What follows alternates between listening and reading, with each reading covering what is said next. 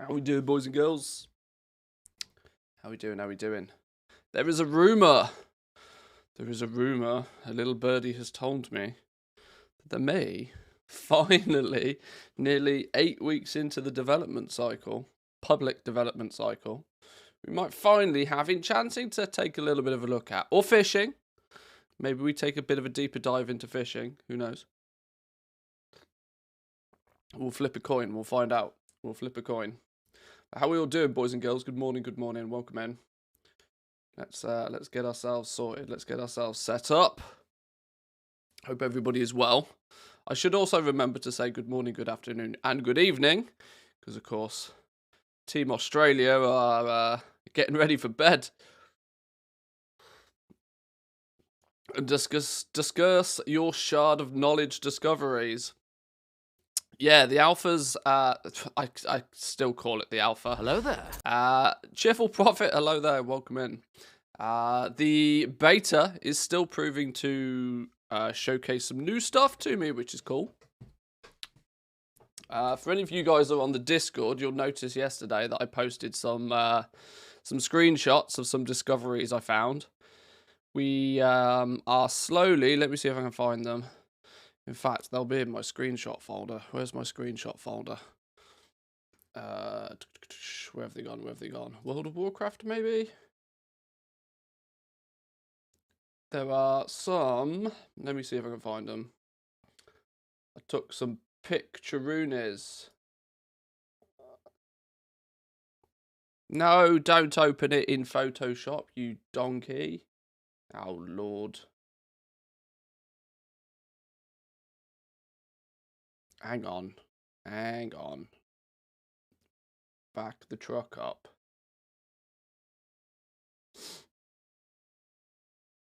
Open it in regular ass photos.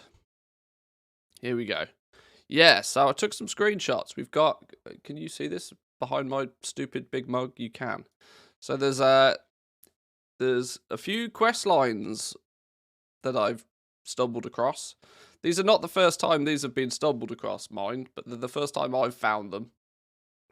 So it was new to me. But this is the Artisan Consortium, fellas. And they're giving you these dragon shards of knowledge. Which is, whilst they do state themselves to be a crafting reagent, they're not necessarily a crafting reagent. They're more of a currency. You actually, you trade these dragon shards of knowledge in for profession knowledge points for the profession of your choice. Now, obviously, you're only going to have 2 professions, so currently I'm rocking herbalism and mining, and it was allowing me to get some knowledge points, some very, very rudimentary, small quantity of knowledge points for these.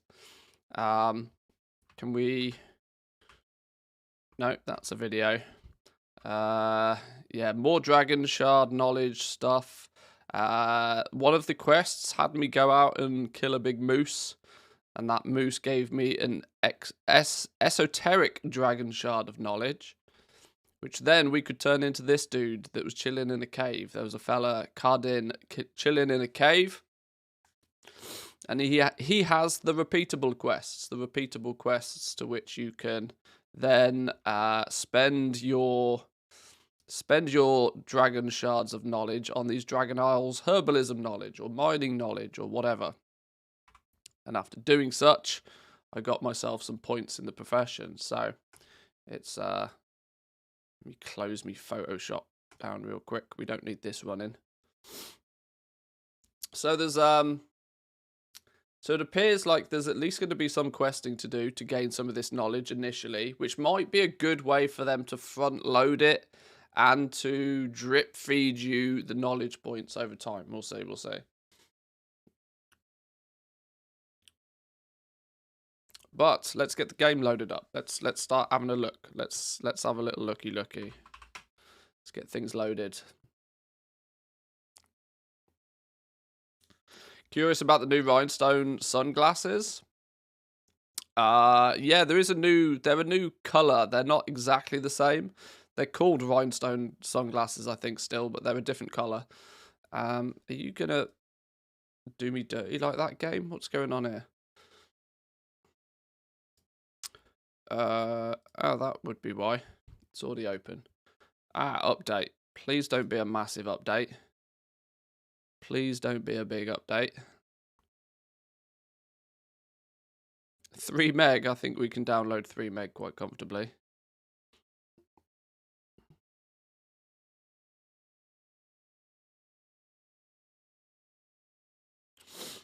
Thinking about it. Thinking about it.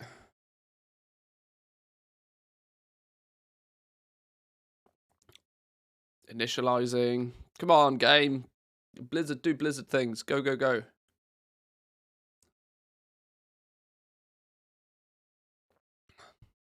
Okay, that's taking its sweet ass time. If that's going to take its sweet ass time, let's take a little look at patch notes then. Let's start with the patch notes. Where's me? Here we go. So, 7 hours ago, Linksy coming through strong. Let's change the tunes just a touch to be a bit quieter. Right, so new beta build. This I think is incredibly useful.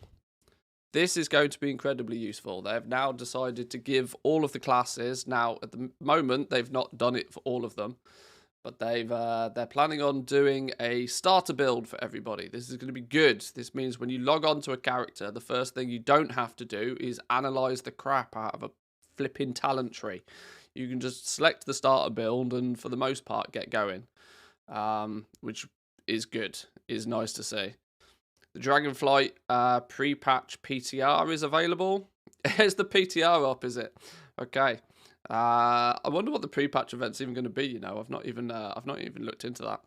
Maybe we'll find out. But Evokers now have access to the starter build in their loadouts. This feature will be available to other classes in future updates. This starter build is a preset talent build created for players who prefer not to choose their own talents yet, but simply want a decent build that is suitable for most content. This will be available to both leveling characters and max level characters. Sure, okay. Oh my god, this is like a 2 gig update. What's going on? God bless fiber broadband, Jesus. Some spec changes for different classes. Just quickly look at the hunter stuff. Hunter's agility now reduces damage taken.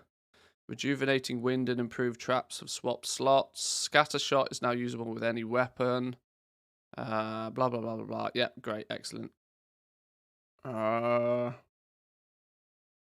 Where's the good stuff? Give me the good stuff. PvP. No, I said the good. Here we go. Professions. Now we're talking. Right, so Enchanting. In this beta build, Enchanting has been enabled and players are able to learn the profession by visiting Enchanting trainers in the Dragon Isles. In addition to feedback on the recipes and new items from the profession, we're particularly interested in feedback on the new weapon enchantment effects. Okay, because they're usually the big thing for the first patch. So, good guy Twitch not wanting Manthias to give out spoilers, so you get hit by 5 ads. Oh dear. It's not meant to play that many ads. But unfortunately, I don't have too much control over it nowadays. We also have fishing. Fishing has been enabled on the beta. Players can now learn fishing from profession trainers throughout Dragon Isles and are able to fish in all of the zones. I thought it already was. I've already been doing fishing. Sure, okay, not a problem. Unlocking specializations requires 25 skill points in the profession. Once unlocked, players can spend spec points to unlock various bonuses in their profession. So Enchanting is going to have... Okay, why does it always show it like... Okay, Enchantment. Improve the understanding, magical properties and their applications. Getting 1 skill point. Learn to harness the primal elements of the Dragon Isles, gaining 1 skill point. Improve at modifying equipment for your every need, gaining 1. Okay, why they even bother putting these in? Because this doesn't tell you diddly squat. Genuinely doesn't tell you a thing. New heads-up display UI. Unit frame are updated. Player unit frames, common frames and panels, inventory frame, looting frame, raid bosses, and... Okay, cool. Okay, well, this is going to be the big thing for us then, isn't it? It's going to be enchanting. We're going to test enchanting, I reckon.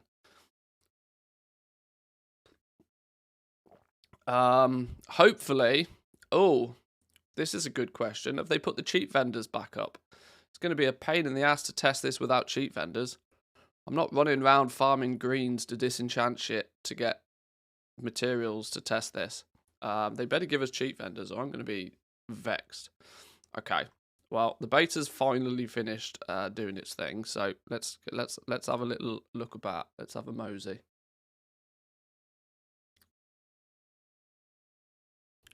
Right, let's make sure I've got the audio set up correct. We should have... Are we going to get in-game sounds? Is it going to do a thing?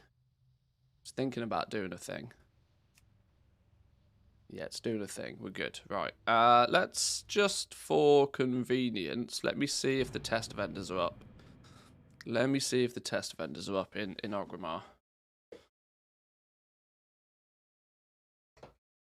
Or I might... This might be a good opportunity, actually, for me to port over my paladin, who's already an enchanter. Not that it's going to make a huge amount of difference, but... right, close, blah, blah, blah, blah, blah. Damn, they're not there. Okay. I was really hoping the cheat vendors would be there again. This is going to make testing enchanting considerably more difficult, isn't it? Alright, fine. Unless they've put them in the Dragon Isles, maybe. I'm not doing farming for material. Oh!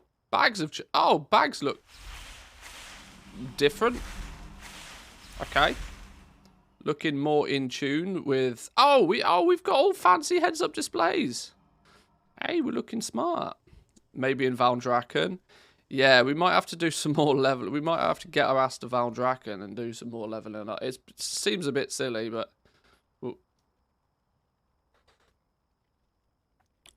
Fishing it is then. Maybe. Maybe. Okay. Right, well, I was hoping they were going to be chilling here, like they were on the alpha, but apparently not. So, in that case, then, let's jump back onto my main hunter for the beta, and we'll head over and try and find a capital city and see what's up. I've not ventured into Valdrakken yet, because I'm only 67 and my quests have not taken me there yet. I'm assuming I can probably just fly there, but... Your talents have been reset. Oh, Jesus. Of course they have. Of course they have. And I definitely did not attack you. Sure. My talents have been reset. This is not a good time to be in combat with something when my talents have been reset, game. Oh, Lord. Oh, Lord. This is why you don't log off in the middle of the arse end of nowhere. Should I just be able to select bait? No. It's not going to let me do it in combat either, is it? Okay. Right, it's all going wrong. It's all going wrong. Feign death. Yeah, but that's for cheats. Oh, now my cast bar's in a different place and all. I made this fancy new looking UI yesterday. Now it all looks funny.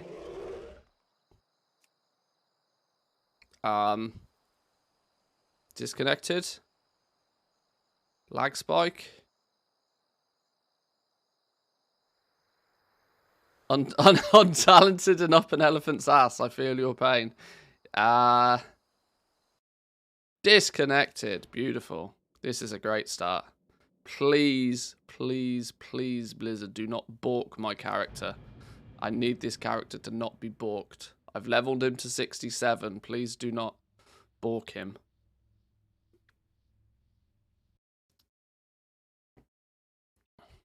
The pace of leveling, actually, is... I've seen a few people comment on this. There's a couple of people that have leveled or attempted to level doing campaign only.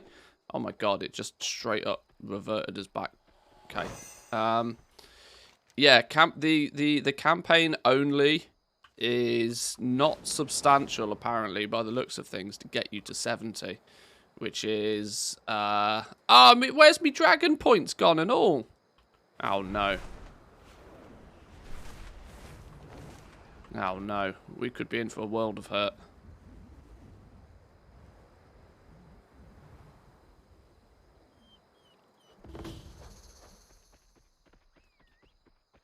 Right, let's fix things a touch. For starters, let's do some talents then. Can I select my basic leveling loadout?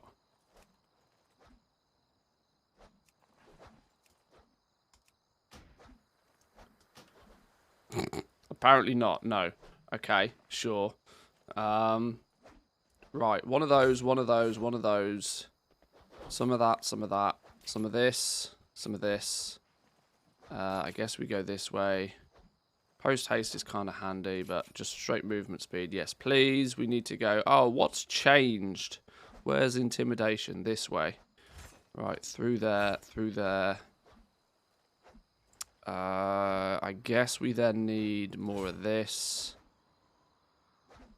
Bit of counter shot action, bit of misdirection. Hunter agility. I don't want either of these because these are guff. Have we taken everything we need up here? Probably. A couple of points there. Sentinel still not implemented, for the love of Christ.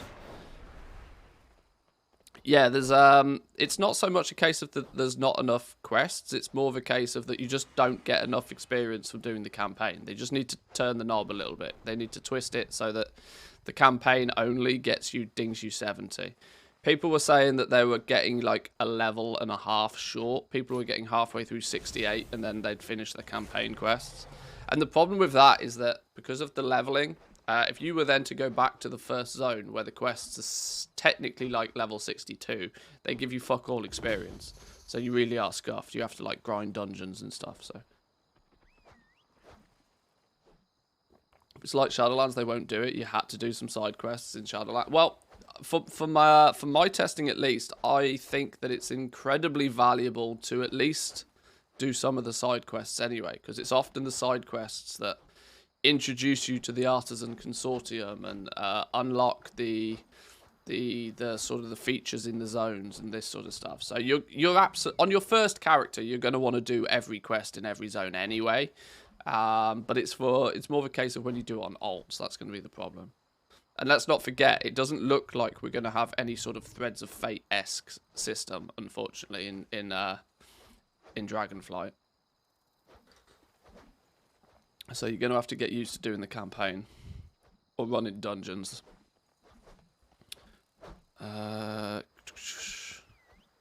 Targets rooted by binding shot, knocked back by high explosive shot, or incapacitated by scatter shot or stunned by intimidation deal less damage to you for 8 seconds after.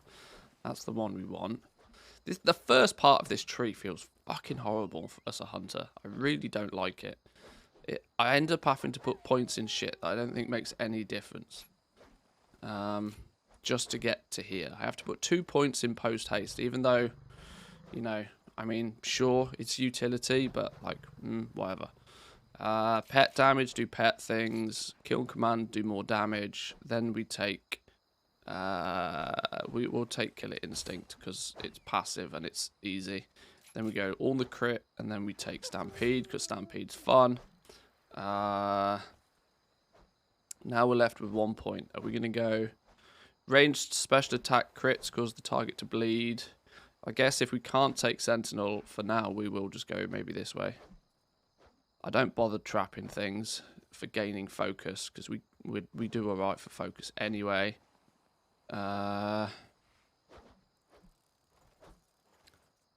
Chance of dealing 700 frost damage and snaring the target for 3 seconds. Bounces a few times as well. That's quite cool. Alright, we'll go there then. One of those, one of those, one of those, one of those. Some of that. Do pet things. Barb shot damage increases. We'll see if we go that way or this way. Kill command damage, yes. We'll take crows because I like crows. We'll take some of this. We'll make sure we get Bestial Wrath. We'll go Barbed Wrath. We take a bit of Stomp for the AoE-ness for leveling. We'll go Thrill of the Hunt. Do we go Thrill of the Hunt for 3? I guess we do. Bestial Wrath. Bestial Wrath. We're going to go probably Ural Stalkers, I think, because pet do more pet things. Some of this, some of the... How many points we got? And then we can get Dire Pack at the end there. There we go. That'll do. Abilities. Bit Stomp, Gentle Foot Tap. That's the one. Right, is everything back where it should be now? Everything's back where it should be. Right, good. I got to put some skill points in here. Some of you. Some of you. Some of you. I have to put all the points in there anyway. We're good. Right. I think we're back up and running. I think. What can we change in this now? What else have we got? Where's Cast Bar gone? Cast Bar is hidden behind the pet bar. Let's fix that. Cast Bar goes up a touch. Oh, you can make your Cast Bar wham look. Do like your new UI? Yeah, I'm trying to keep the top end of the thing kind of quite clean and tidy. I want to be able to move this as well. As soon as I can move this, I'll be happy. I was thinking about moving my buffs and debuffs somewhere else, but I've not quite decided.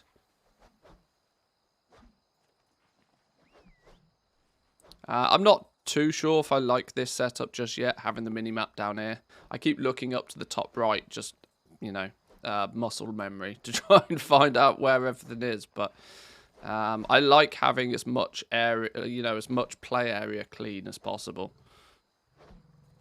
But I still, you know, need to see things from time to time. Okay, so we can customize raid frames apparently now.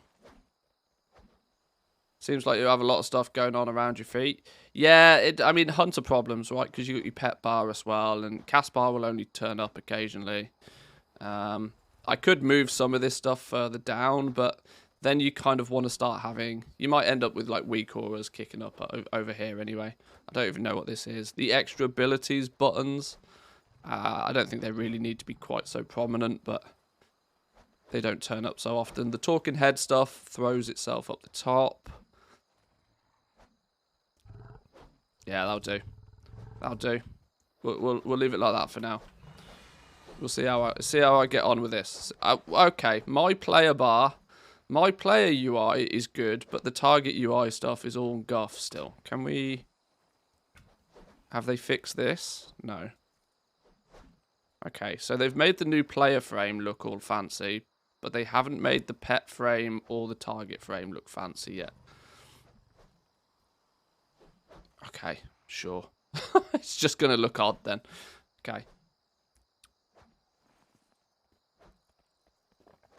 But then I remembered you don't really care about standing in the fire. Well, for the most part, there's usually not too much fire in the auction house.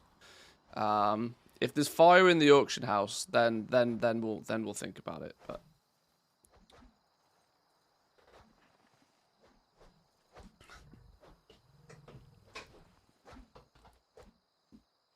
okay, so talents are in. I think we're ready to rock and roll again now. I probably want to try and, just for testing purposes, if nothing else, get my ass over to Thaldrassus, or Valdraken, more importantly. Oh, where can he be? Quest available. That sounds like that's the pet place, isn't it? I'm quite sure that's the pet place.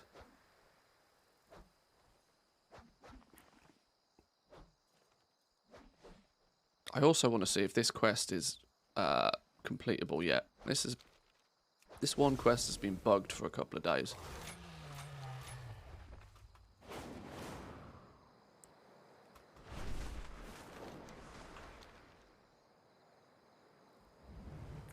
Let's fly down this way. Do some swoopity swoops. Oh, I didn't mean to land. Ah.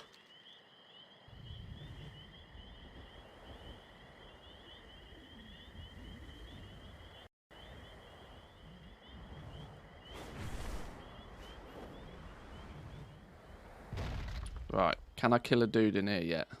Or is the quest still broken?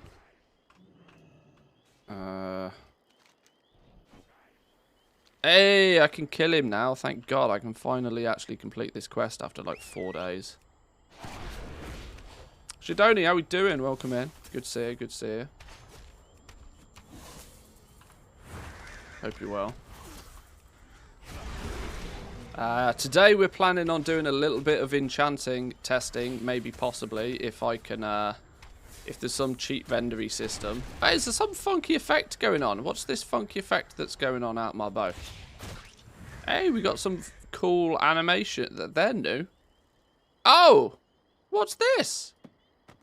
Ah! A new loot window. Hang on, I got kill things now. New loot window. God, the things I get excited about. It's actually ridiculous.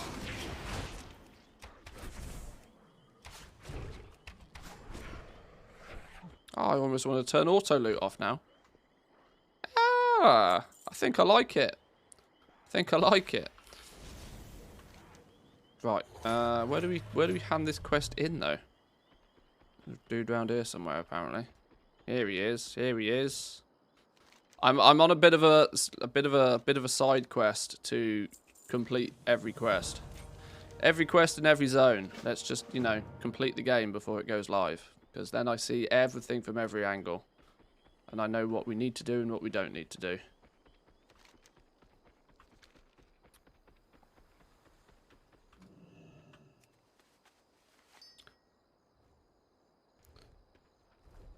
What do we do with this fella? We're meant to kill him. He's already dead. How can we undead him? Oh, like that. Sure. Go! Go, go, gadget!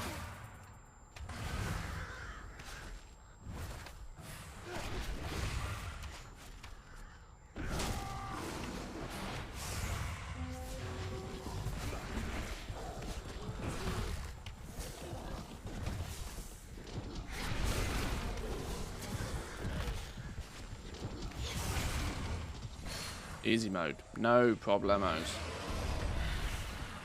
The dragon riding's confusing at the start. Yeah, it's getting used to the fact that it's a momentum system. It took me a little while, I'm not gonna lie. It's straight ripped from Guild Wars 2 if I'm led to believe what I've been told. So if you've played Guild Wars 2, you probably have you know, a fair understanding of how it works. But yeah, I can't. I have to agree that it was a bit weird getting to grips with it.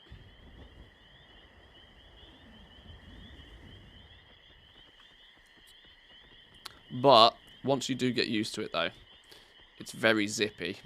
You can get places real quick if you need to. Dragon Scale Expedition, Renown 2.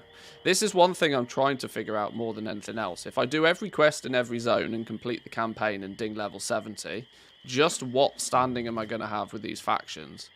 And as it appears right now, leveling through each of the zone is unlikely to get you more than a couple of early renown levels. You're likely to ding 70 and end up being in the end game not much further on than like 3, maybe 4 renown with each of the factions. I was kind of hoping, and I had this theory at least to begin with, that we might have been missing stuff to do at level 70 because we had pre-made characters, but that may not be the case. Complete the optional storylines listed below. There's still half of the optional storylines to complete in this zone, yet the campaign is pushing me towards the next zone already, and I don't really have many quests to do. I've got this one quest to do out here. What quests do I still have? I've still got some quests from the Waking Shore, actually. That's stay and sit a while business I need to go back and finish. Defend the life pools. Enter the assault of the life pools and stop the attack. That's a dungeon quest.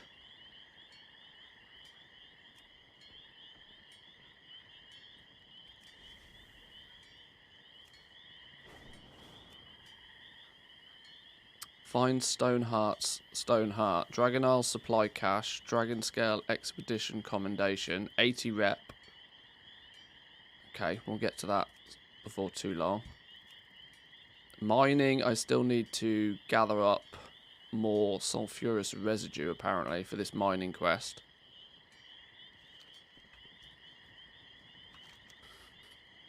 Alright then. Ravenous Proto-Drake slain. I guess we go do that one next. Oh, I was gonna make a trip to Valdrakken, wasn't I? Let me at least let me see if I get to Valdrakken that I can properly test enchanting. Now I'm not gonna have flight points there yet, and that means I'm probably gonna have to get there on my own legs, on my own wings. Do I have a flight path there yet? No. Well, let's go as close as we can get and then see how we get there.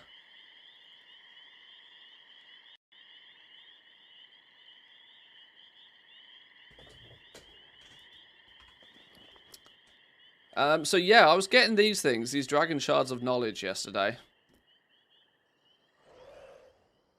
Stumbling across these from a couple of quests. With the help of a master artisan, you can unlock specialized draconic knowledge about your chosen profession. I handed 1 or 2 of them in, I think it was, for maybe herbalism. Oh, hang on, we've got changes here. We've got UI changes here as well. Yeah, I have 1 Dragon Isles herbalism knowledge to spend somewhere. I've been able to unlock the 3 spec trees. Now I need to decide where I'm going to start spending some points.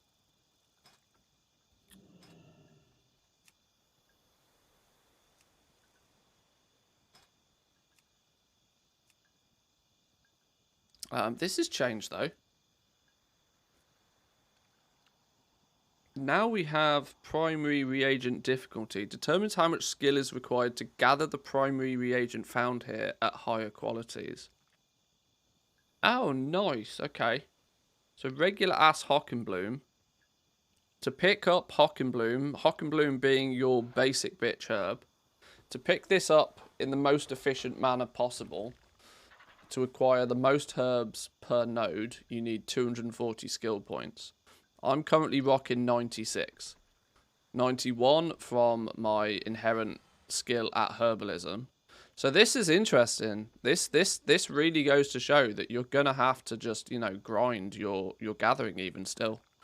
You can level your herbalism, your mining, your skinning to the max, and you're still not gonna be even halfway to fully utilizing that profession. Deftness is increasing your gathering speed. Simple as. Makes me think that the profession equipment could be $. Well, the profession equipment, from what I've seen at least, for the most part, this might be where enchanting comes in. I'm hoping we can find this out with enchanting. But the profession tools and accessories tend not to give you skill. They give you the secondary stats.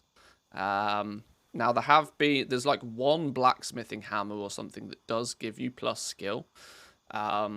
So maybe they are kind of thinking about whether they should allow the accessories to give you skill or not. But this skill is primarily from leveling the profession and the spec trees. So I'm getting +5 from somewhere. I'm guessing the +5 is due to... Hang on, let me turn my phone off. I'm guessing the +5 is from some of this somewhere.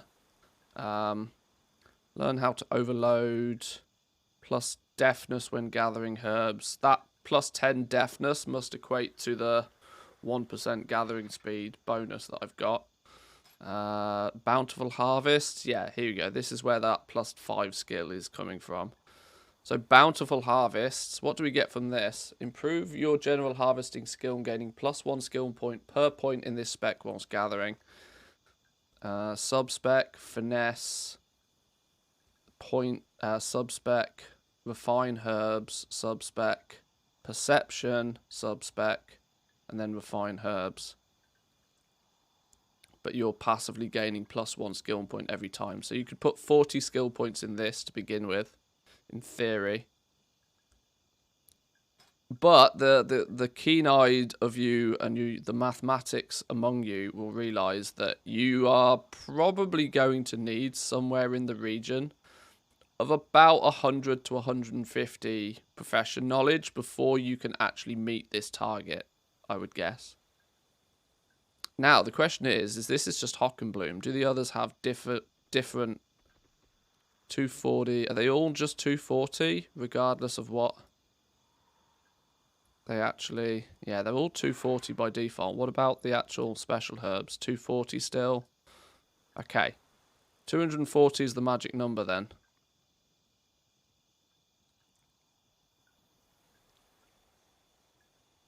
Overload doesn't seem to require any special skill. Is this the same for mining?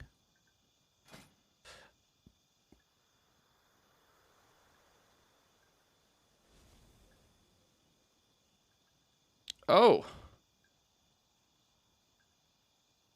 I wonder if that's intended. Primary reagent difficulty for mining is substantially lower. Only 130. Meaning that you're going to be maxing out your nodes much, much quicker. I wonder if that's an active decision or whether that's just one's been updated and one hasn't. You would expect them to be the same. You'd expect them to balance herbalism and mining, you know.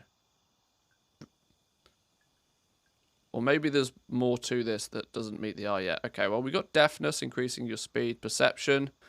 Perception increases your ability to spot rare reagents whilst gathering. Might just be placeholder values. You might be right. Let's hope so. At least these are things that can very easily be tweaked and tuned.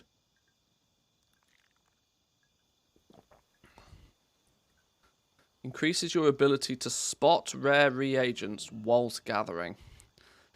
Now, what classifies as spotting it? And why would 2.4% do anything? You got to think about this in terms of how games actually physically work. So whilst it says spot rare reagents, what it actually probably means is you now have a 2.4% bonus roll modifier when looting a node to get a rare item. You're going to have you can consider this almost like a luck roll, right? If you increase, this is how I would guesstimate the game works behind the scenes, just from experience playing other games. But this is likely to be a 2.4% bonus roll on top of, because when you tap a node, right, when you do some mining, what actually happens behind the scenes is there's the loot table of what you can acquire. So it looks at your skill and says, right, with this level of skill, you're likely to get X, Y, or Z off the loot table. Obviously, the higher your skill, the more might be on that loot table. But then you have like these bonus rolls that happen on top of it. So if you have like luck mechanics, if there's a separate loot table of rare items that need, you know, certain skill to be achieved, you might then have a second roll, bonus roll, because it's all dice rolls at the end of the day, is the basics of how these games work. There'll be a second dice roll on your perception, and you'll have a 2.4% chance. Maybe a 2.4% chance on top of your normal chance, or just, you know, a 2.4% chance to then get something rare from the node. And the rare items will probably have their separate loot table. And then if you do proc something rare, then another roll happens to determine what rare thing you get. So I'd imagine that's perception. Feels to me to practically just be luck. Deftness is pretty simple. It's just a speed buff. You're just going to loot things 2.4% faster, which is 10% faster, 20% faster starts to make a difference over a period of time, but just very, very minor percentages. Most people won't notice it. But I mean, at the moment, I'm using all of one piece of gear, which gives me plus 24 deafness, plus 24 perception. That's where these are coming from.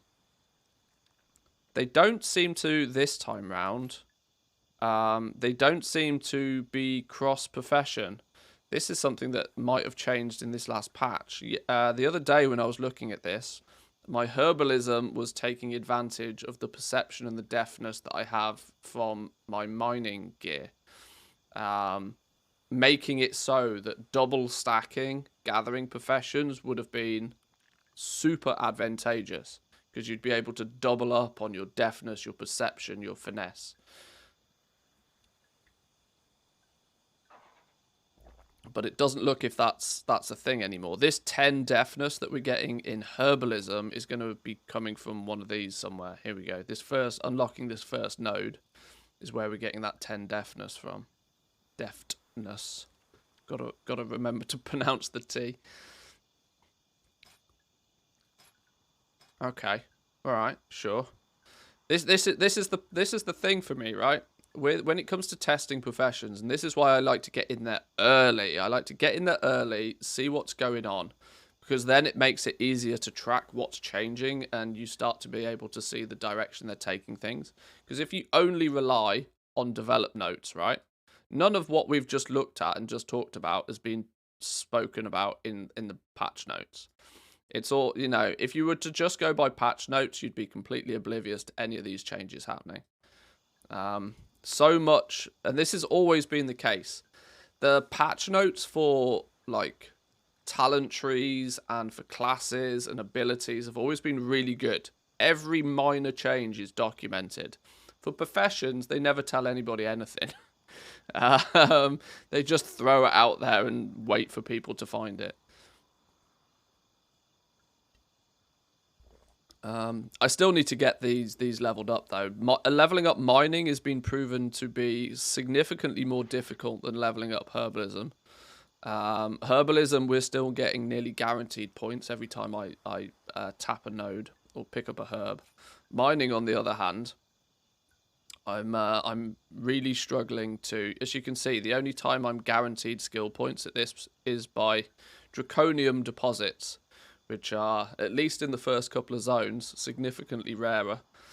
But I need to be finding these things to gain skill points from this point on. The two professions, although they fundamentally do the same, feel very different. Mining, you seem to be able to extract. It feels like you can extract the ore from mining nodes far more efficiently, quicker. But leveling it to 100 is going to be a bitch. Herbalism's the other way around. You seem to be able to level it up and get your skill points really quickly and easily. But extracting the herbs efficiently is going to be the long grind. It's the same but the opposite. It's a little bit backwards. Right, I need to figure out, though, how the flipping hooda-doodahs. Where do we go to get ourselves into Valdrakken from here? Technically, it's like next door to us. It's like here. But the question is it deliberately designed to not be easily accessible? Because, I mean, it's literally up there, look. But the question is can we easily get up there? We could probably fly over this way. Oh, okay. Maybe not. We could probably fly over this way. Although my dragon doesn't seem to want to go that way. I wonder if this is by design.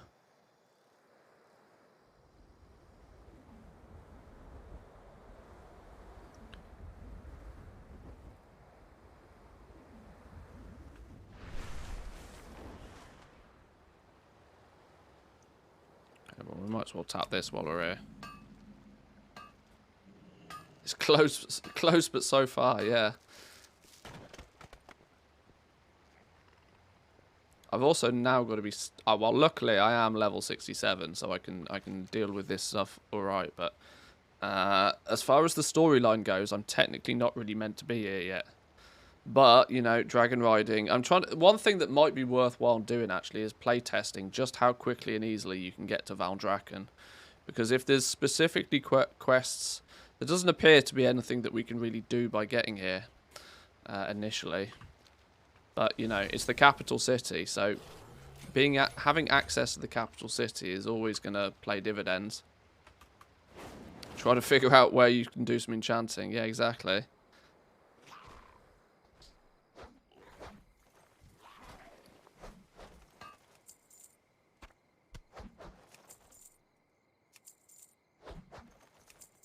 I wonder if the sort button works yet. No. Sort is completely scuffed.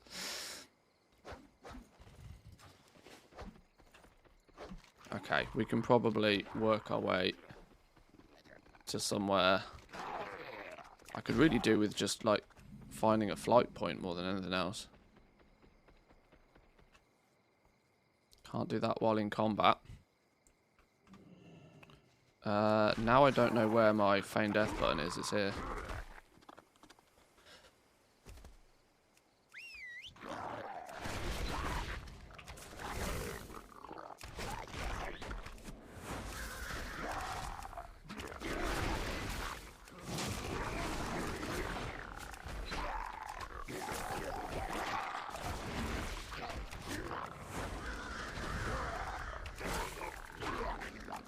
See, if I'd actually put a little bit more time and effort into the beta last week. Oh, there's some cool, funky animation. I'm going to turn off... where's... auto loot? Let's turn auto loot off just for a minute.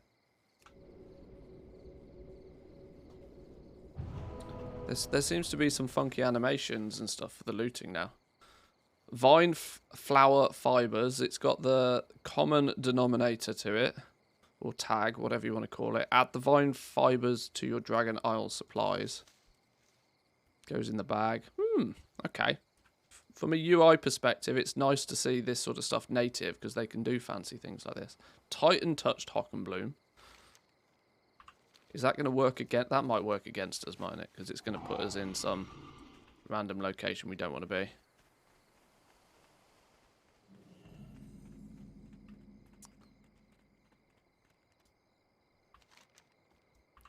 Right, we're here-ish. Importantly, let's find a flight point. Because then we can get back here reliably. Oh! There's stuff in the buildings now. They've put stuff in the buildings.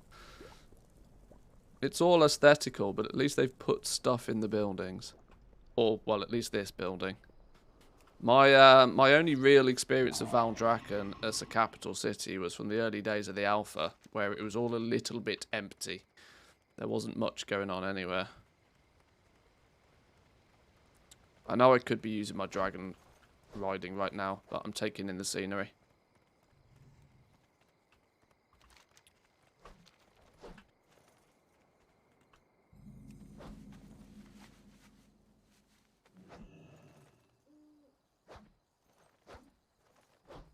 Okay, nothing happened.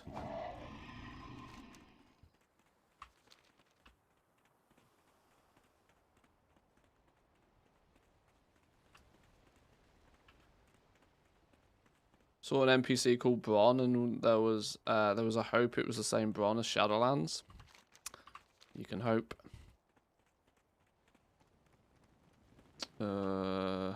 This way maybe?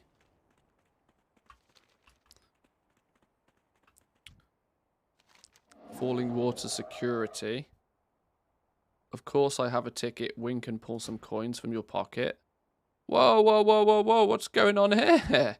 I ain't getting you 50 gold for nothing. Are you going to try and boot me out otherwise? Oh. Well, some security.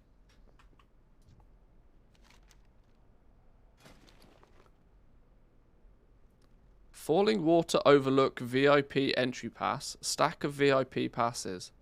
Attend a private event at the Falling Water Overlook. One ticket is good for 2 hours. Admits the bearer to private events at Falling Water Overlook. Is this some sort of strip joint? What's going on here? Stack of VIP passes. Contains 20 Falling Water Overlook VIP passes. Okay.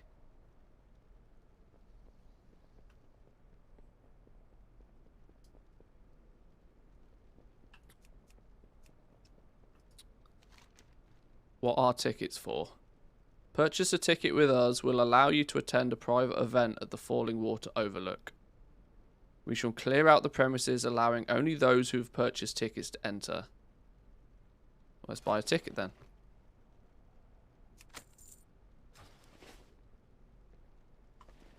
Where'd it go?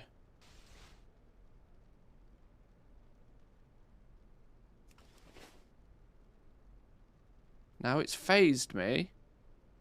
It's phased me and there's nothing going on here.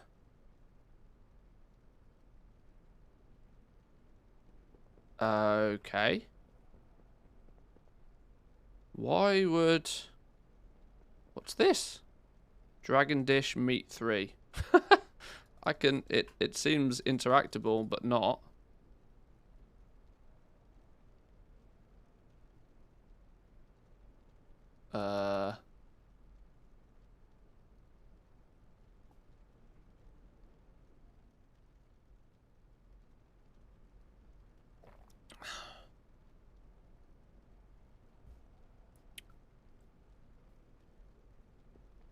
I'm very confused what this could be for.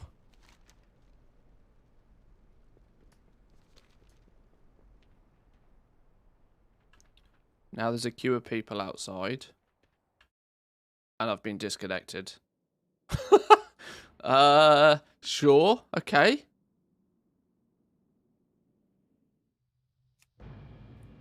Well, at least I'm in Valdrakken. Let me go tag a flight point real quick. Let me go get a flight point and then we can work this stuff out. Oh, please don't disconnect. Please put me back where I was. Don't boot me to somewhere. Okay, I'm back in the non-instanced version apparently. Huh. And the security guard fella's disappeared and all. Very weird. Very odd. I'm sure we'll find out more. I'm sure we'll work it out. Has Venthyr party vibes about it.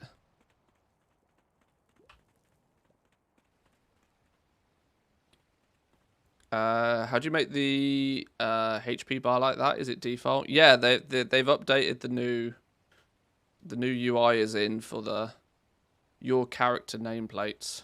Although annoyingly they haven't changed all of it yet.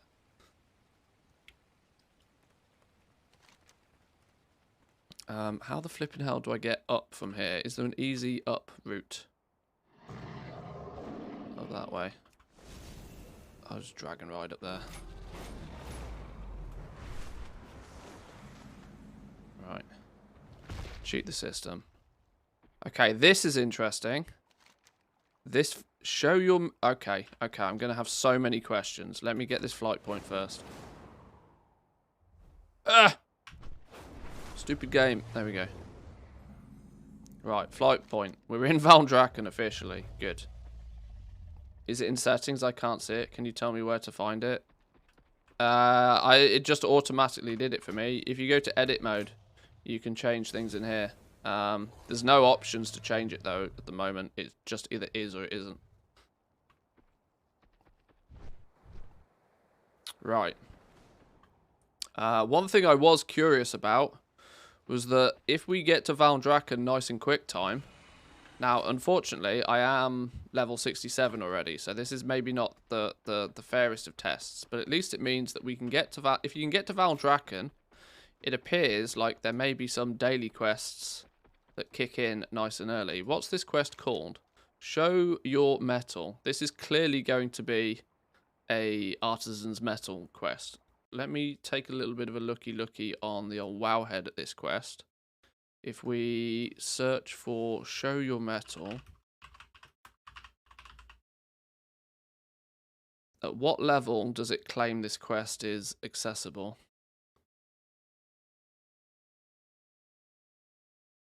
Okay. Well, this is clearly not right because it says it requires level 68, but I'm only level 67, so... another good example of not necessarily being able to test, to trust Wowhead. Can we do anything with this then? Or does it even let me... Oh, maybe it doesn't let me pick this up yet. Maybe it is level... Okay. Okay.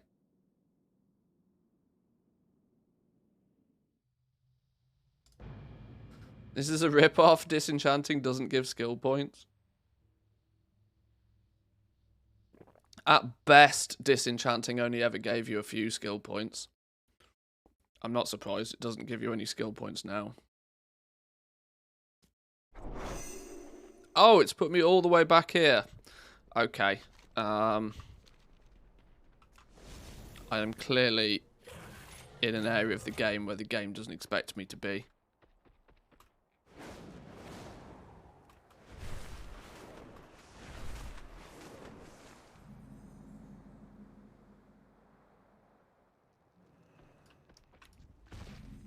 we yoink that and do a reload, it should save my progress.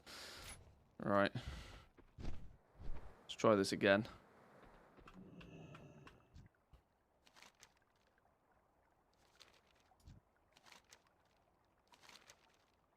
Hey there, Manthe. The Artisans Consortium would like to thank you for everything you've done for us. We'd like to give you some Artisans metal, free of charge. Maybe use it to fill some crafting orders for us. You receive 2 Artisan metal. Oh, please don't. Please make us do something for this. I mean, under normal circumstances, I love me some freebies. But freebies is feedback. Please make me do something for this. Free is boring. Gameplay. Please.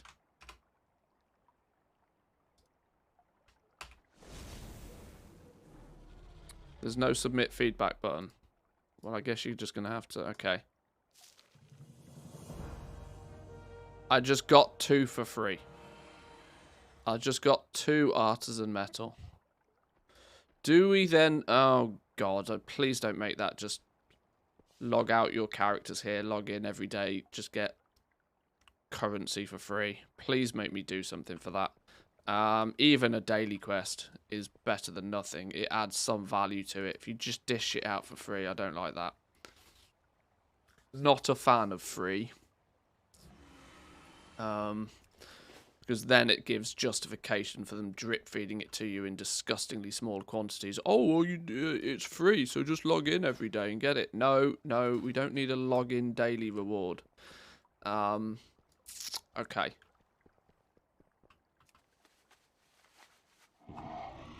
First hit is always free. Well, my thoughts there is it gave us 2, right? It gave us 2. It would not surprise me if the quantity that you... If they were to do something along the lines of give you more, the further your expertise or reputation is with these fellas. Right now, my Artisans Consortium, I am preferred, which is apparently 2 out of 5. Which might be indicative of why I got 2 Artisans Metal. It may be... The further you increase your reputation with the Artisans Consortium, the more they give you. Maybe. I just find it quite coincidental that I am, you know, rank 2 out of 5, and they gave me exactly 2.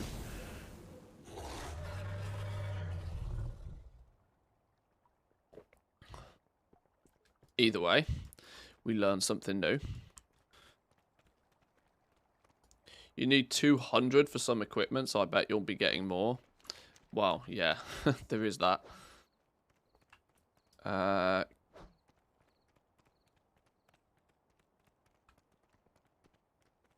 Curiosity to what this is.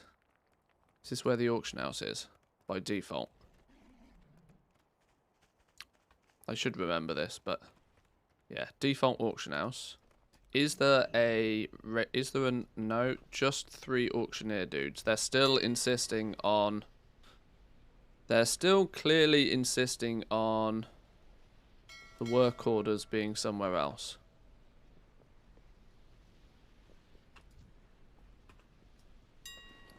Is there anything on the... People have put stuff... Surprise, surprise. Callous hide is cheap on the auction house.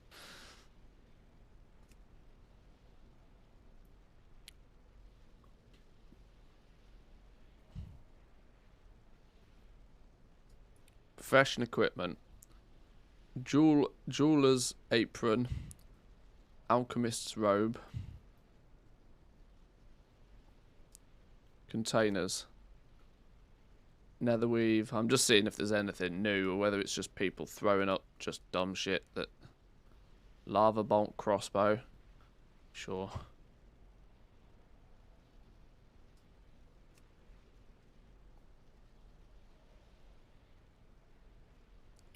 Rhinestone sunglasses.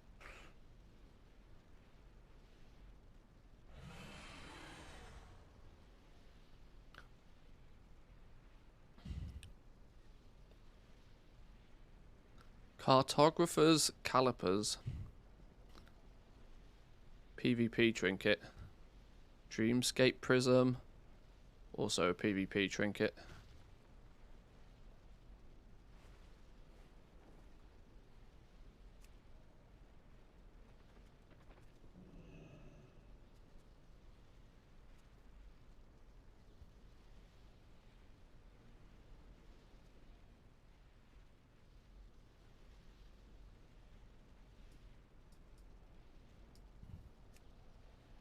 Okay, I don't know why I'm pissing about. Yeah, it's force of habit, you know. See an auction house, you got to say hi to an auction house, you know.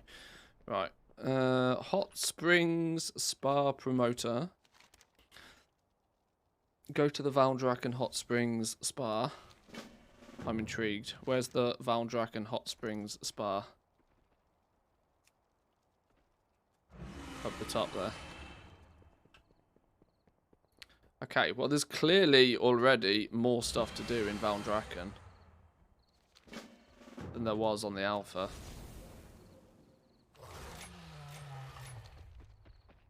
Slightly annoying that stuff appears on my mini-map but not on the main map. It'd be nice if the icons would show up properly on here.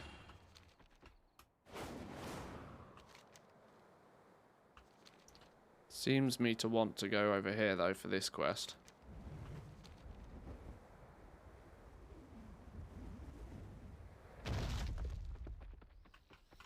Junior pet trainer. I want to trade some pet charms. Well, your polished pet charms still have some use then.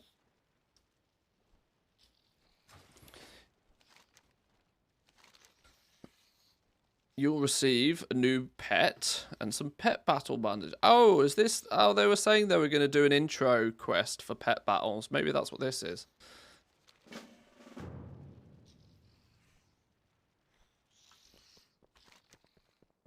Let's go find Lobbins then. Where's he at? Hey, look, there's a little pet sand pit with a bunch of toys in it. Little pet swing. Somebody doing some reading for the little drakes. I like. Right, where's Lobbins then? He's all the way down here.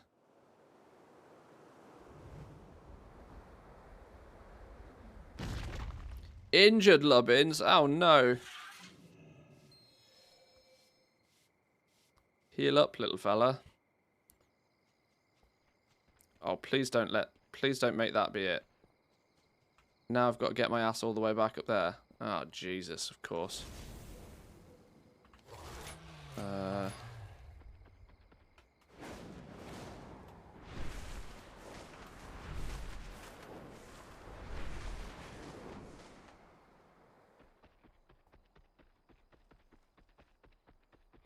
Buying the Mythic Sylvanus mount and the Mythic Jailer mount? I mean, I can imagine that those boosts are not too expensive anymore, really, are they? I bet there's guilds out there that are able to offer that who are, you know, desperate for cash.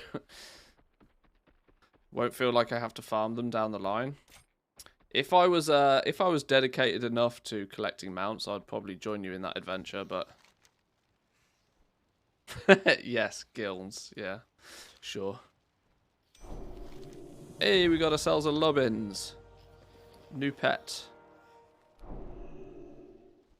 Is he a little proto drake? He is. Ah, look at him. Any cute little proto drake. Summon. Where's he at? Where's our little Lobbins? There we go. Little proto drake. Doing some flaps. Okay. An expert opinion. Talk to Pachu in the Azure span. Oh. Well, we've not done the Azure span yet. Can you cage him? You lot, all you care about is gold, innit? All you care about is gold.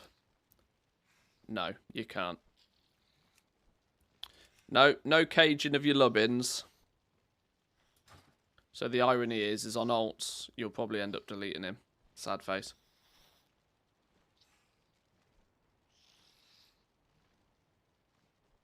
Alderman is still bugged. I've not tested the dungeons yet. Whilst I want to, I'm kind of deliberately choosing not to test the dungeons. I'd rather wait until the game goes live to test those. Although I do understand that from a true testing perspective, I probably should, but...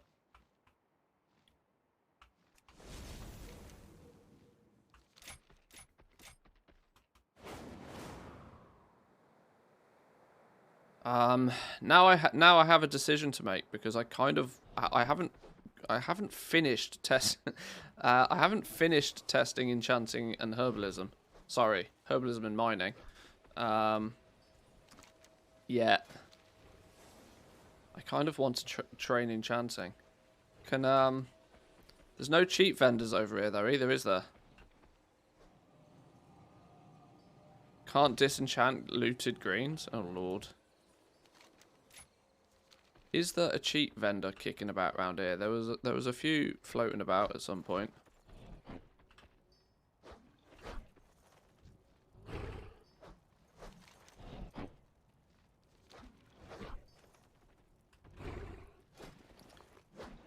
It's going to be mighty frustrating to test things, isn't it, if they don't give us cheap vendors? A cheesemonger. Wow, do you genuinely... I only sell the finest magically aged cheese the Dragon Isles can offer. Oh, I genuinely thought you were going to offer me a way to cheese the game. Apparently not.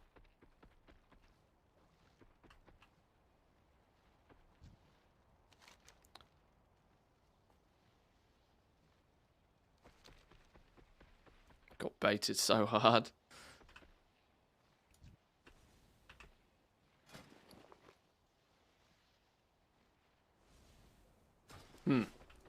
Okay. It's gonna prove to be difficult then, isn't it? Who's this then? Proprietor. What are you selling me? Requires renown rank 24 with the Valdrakken Accord by a character on this account. Even the tooltips are indicating that they're going to be making stuff more account-wide, which is nice to see.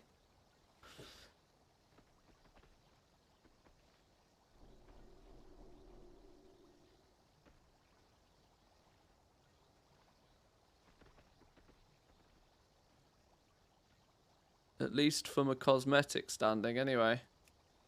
The fact that they've put it in the tooltip here means that they could still do cheeky stuff. They could still make it so that, you know, for any player power gains, or not that there's going to be much player power gains anyway, but they might still make it so that there's some things you have to grind the rep out for.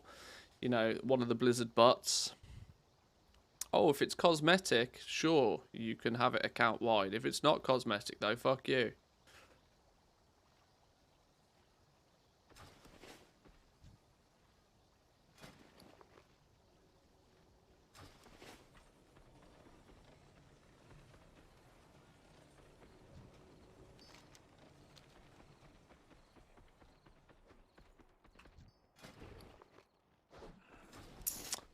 Huh, okay, right. Well, I need to get another character over here then. I need to get another character with a spare profession slot available. Right,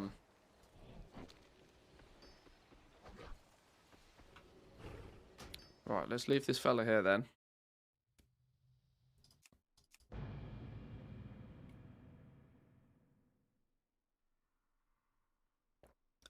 Can I maybe get a... Is there anybody on the beta right now? Can I maybe get a summon? Anybody on the beta that's able to summon me or fly me or not even fly me?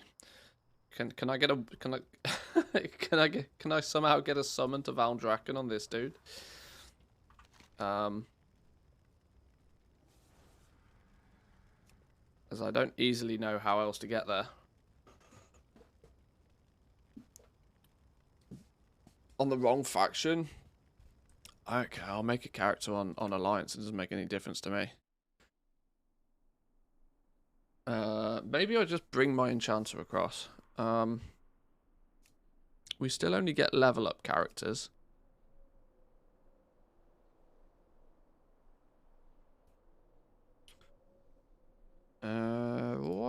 I just copy over my...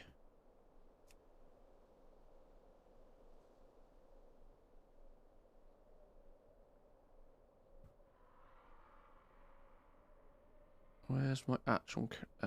you? I need to get to Valdrakken. Might be somewhere... Yeah, I just need to get to Valdrakken, really.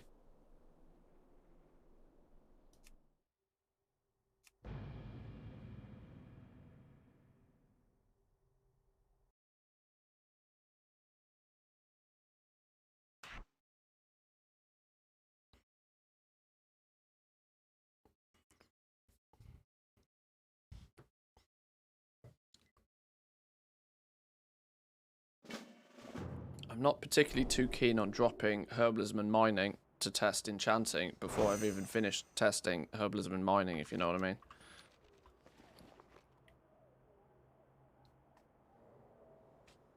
I'm not a lock, though. Yeah, I knew this was going to be harder than I thought. Yeah, I knew this was going to be more difficult than I thought.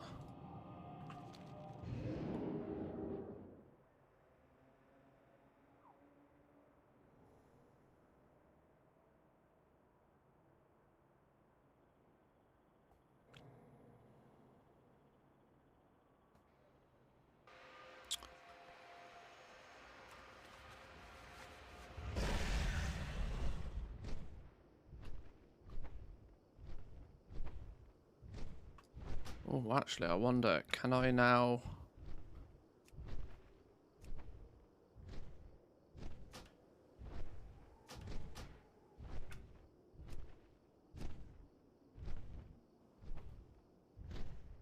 Beautiful.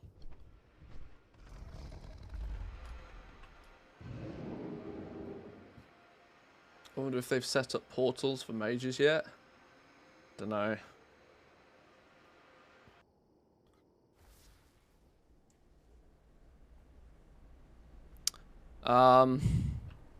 Fucking hell.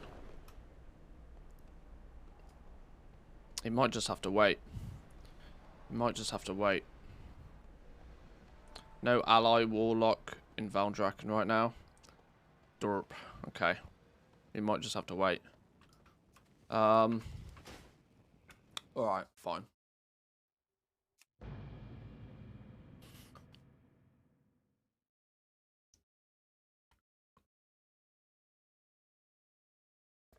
This is the frustration for me. In some regards, it was easier to test things on the alpha. Now it's proving difficult to test things because, you know, there's no... Do I just drop mining? Do I just drop mining temporarily? Other than mining a few nodes, I've not really done anything with it. I guess I can come back to it.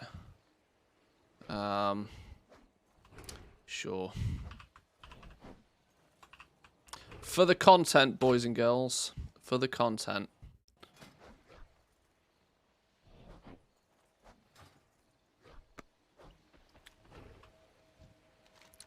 Right.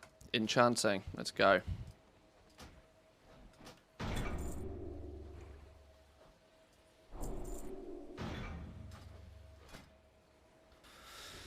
Okay.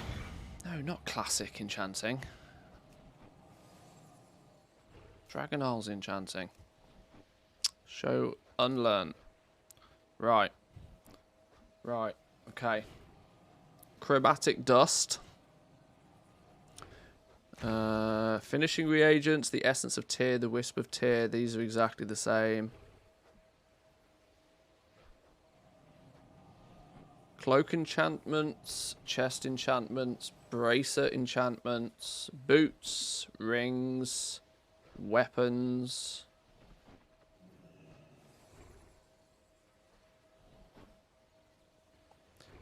You see, the real dumb thing, right? The real dumb thing is that in this note here, right, we are particularly interested in feedback on the new weapon enhancement effects. Well, you're going to make it remarkably difficult for me to even test these because, you know, just give me like, you expect me to go out and farm materials on the beta to test this. How much feedback are you going to get if you don't give me proper vendors to do all of this with? All right, we'll work that out in a minute. What else we got? Some profession tools, some rods and wands, some illusory goods. Collect the weapon enhancement appearance of primal air. A royal disenchanting rod. Add this toy to your toy box. Shatters. Elemental shatter. Shatter an awakened element to gain its power.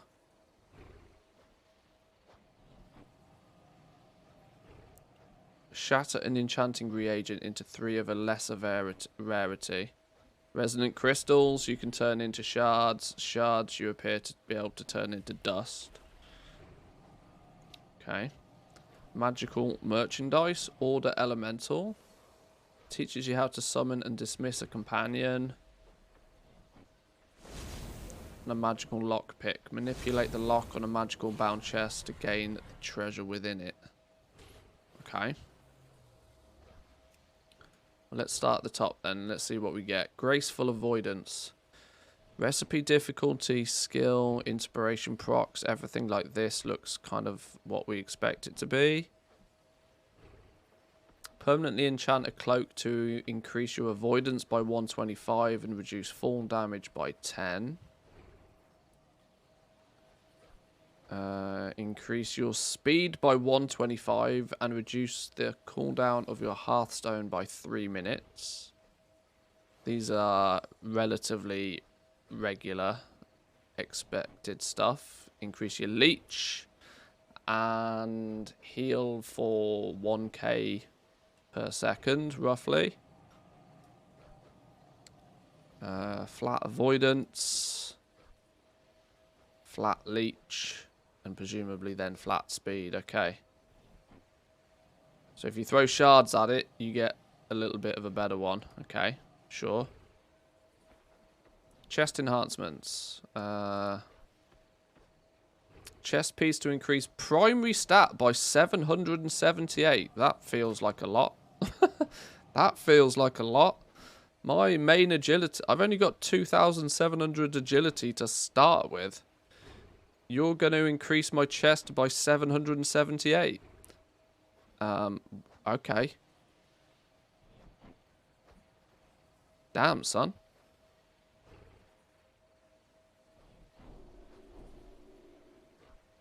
Sustained strength. Permanently enchant a chest piece to increase your strength by 444 and stamina by 6%.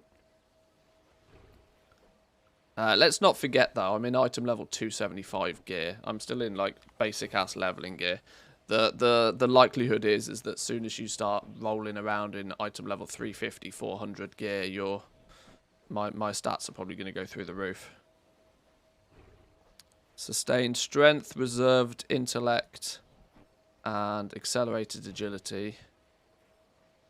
So agility classes get 6% movement speed.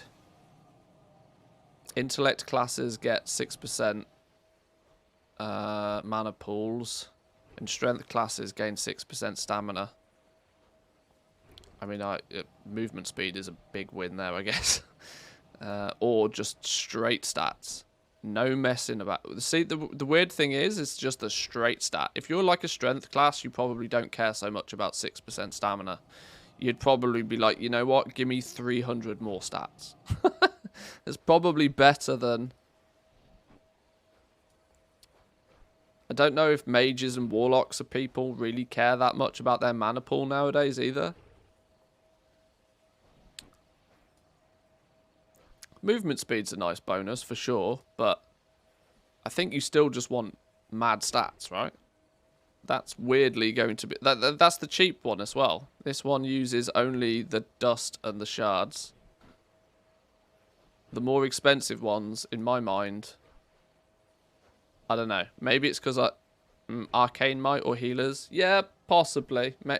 Yeah, possibly. But, you know, just flat main stat. Just go. Let's go. Okay. Bracer enhancements. avoidance by 200, leech by 200, speed by 200, and then presumably a lesser version of it. Yeah, so 200s and then 125s. Sure. Watcher's Loom.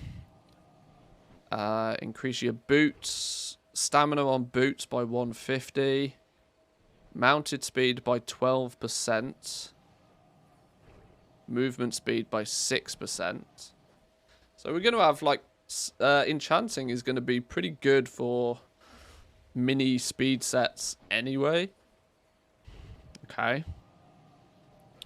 Rings, we have Verse by 40, Mastery by 40, Haste by 40, and Crit by 40. And then presumably a bigger version of Verse, Mastery, Haste, and Crit by 70.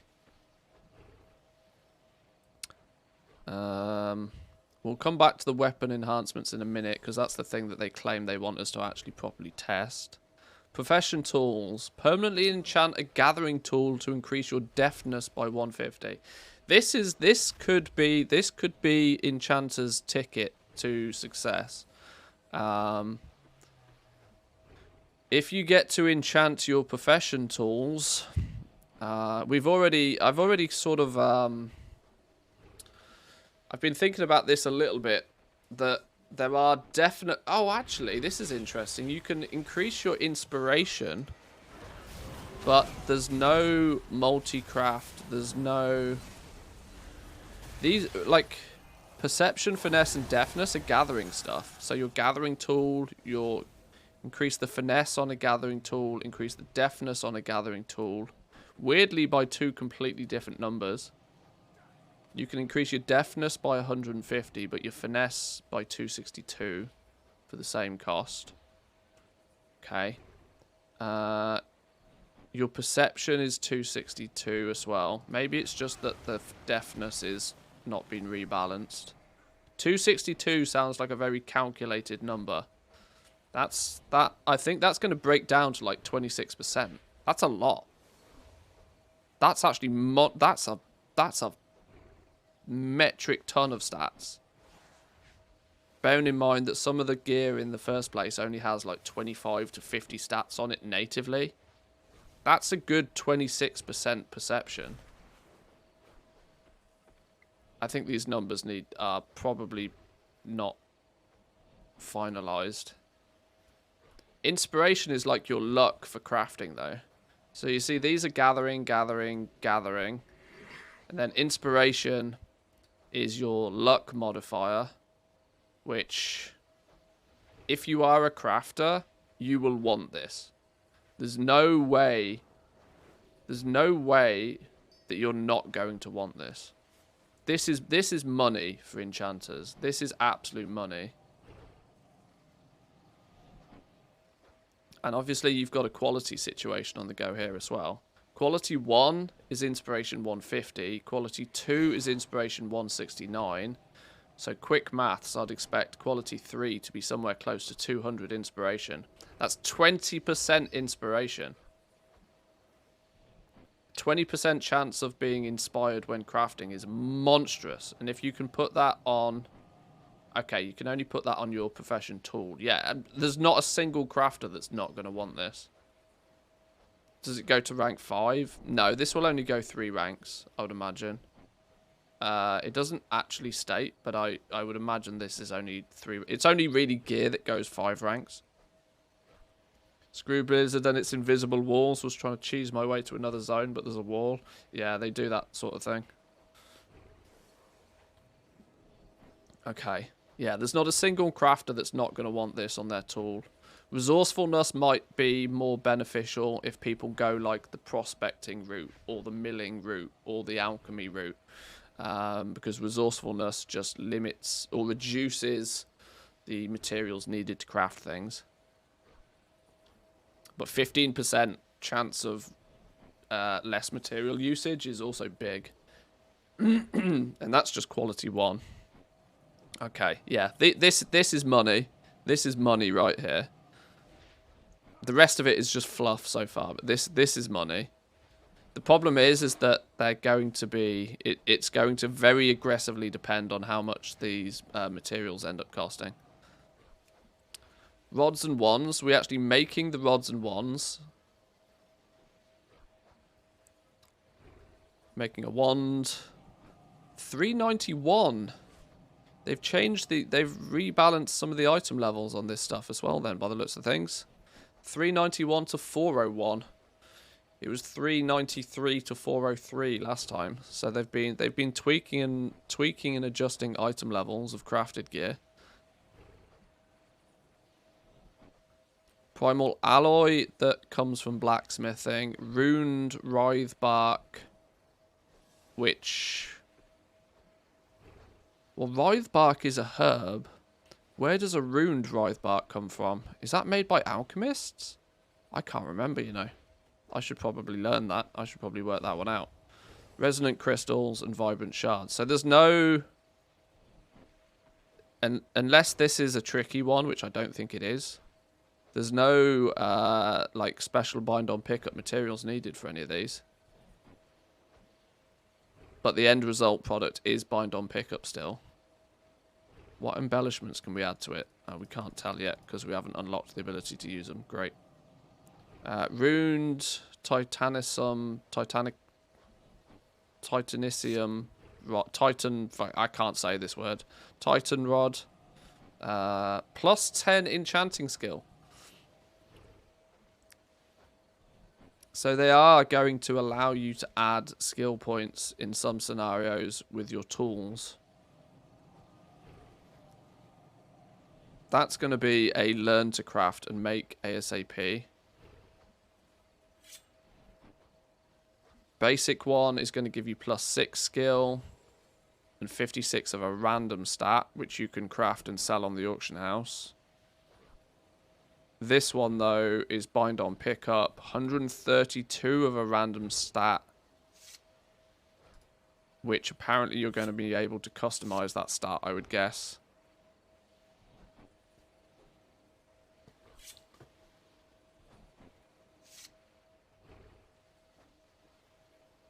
And then your basic I say basic, but a 343 wand.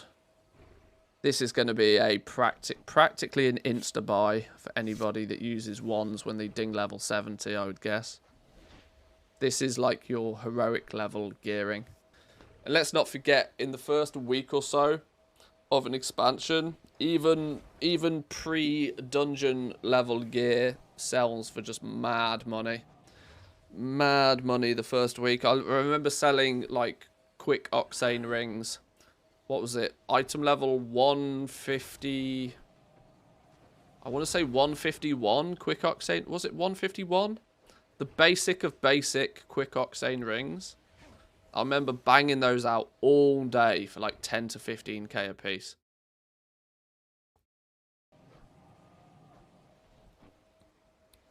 Dislike wands makes me feel like a hunter ninja pulling things. Then play a hunter. Not sure if it helps, but I can give you 10 dusts and a resonant crystal.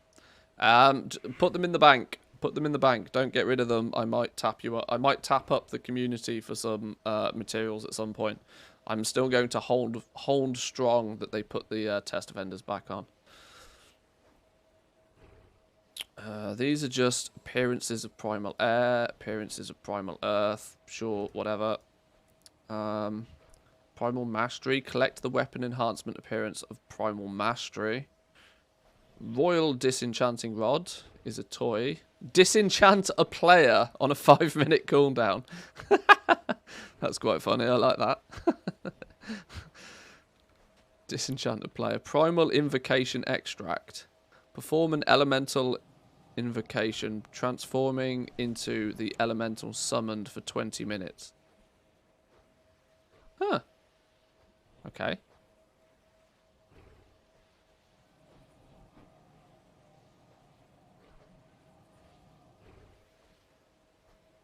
Temporarily imbue shoulders with a fiery illusion for 1200. What? For 1200. Is that meant to be like for 1200 seconds? What the hell is that? Hello? Okay. Scepter of Spectacle Fire. Main hand. Wave the scepter, projecting an illusionary orb of fire in front of you. 50 charges. Alright. Dead. Dead. Okay. And then a pet and a lockpick. Okay. If I'm going to be honest, Enchanting feels slightly basic. Nothing more than I mean, the enchants are actually deadly boring. Like, really boring. Nothing more than what you'd expect. I've not looked at the weapon ones yet, but the basic, your regular stuff is no different to normal. Just flat stat increases. Nothing interesting in any way, shape, or form. There's a speed increase, a basic speed increase, a slightly bigger speed increase. Pretty standard stuff by the looks of things. Gold Goblin, welcome in. Good to see you, my man. Good to see you. Enchanting's looking a bit lacking. Yeah, there doesn't seem to have been the flavour that some of the other professions have had with it so far. Let's look at the weapon enchants, though. These might give some more, some love to it. Dragonflighting Enchanting is about as good as Shadowlands Enchanting.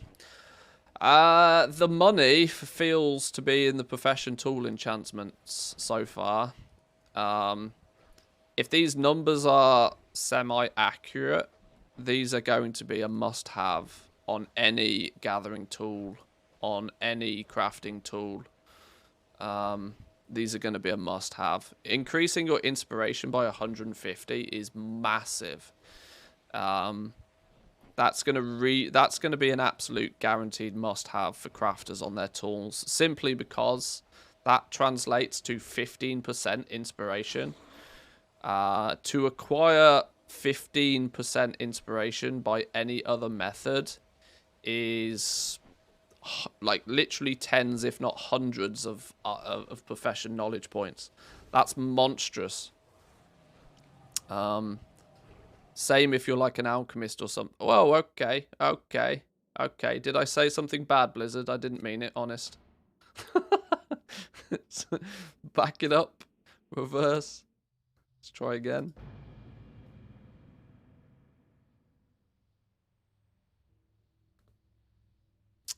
Depends on the cost of mats, though. If they end up being cheap, they'll practically be free on the auction house.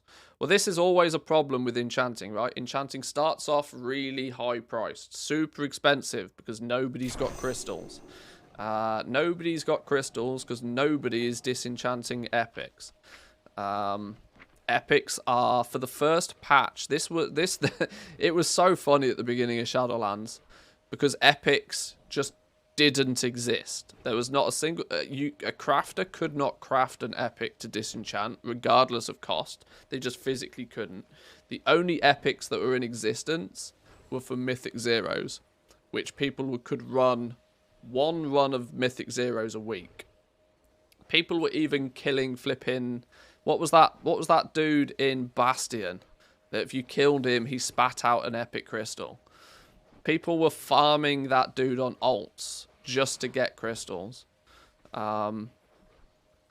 Which, yeah, the turtle fellow, I can't remember what his name was, but on your first kill of him, he would spit out a crystal, and it was like a 5k, 10k world quest. It was mad.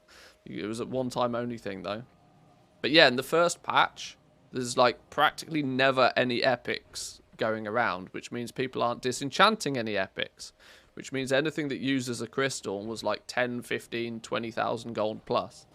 But then, soon as epics become more readily available, it just tanks so fast, and within minutes of them being widely available, Enchanting's dead, which is a bit of a sad scenario. But let's see just who and what actually uses crystals. Crystals are used in the chest enhancements, the big boy chest enhancement ones, Although weirdly, the one that I think I would probably actually prefer is the one that just gives me mad stats, and that's the one that doesn't use crystals. I can't see why I would be willing to spend crystal level money on something that gives me less stats and a 6% movement increase than just mad stats. Just give me all the stats. And these will be a fraction of the price because they don't use crystals. Bracers are not using crystals at all. Boots are not using crystals at all. Rings don't appear to use crystals at all. The weapon ones obviously will. There's your big big use of crystals, look. Yeah. Yeah, profession tools. Money. Money. 2 crystals apiece. Mad level money. Big boy enchanting rod. Plus 10 skill. Uses a crystal. Money.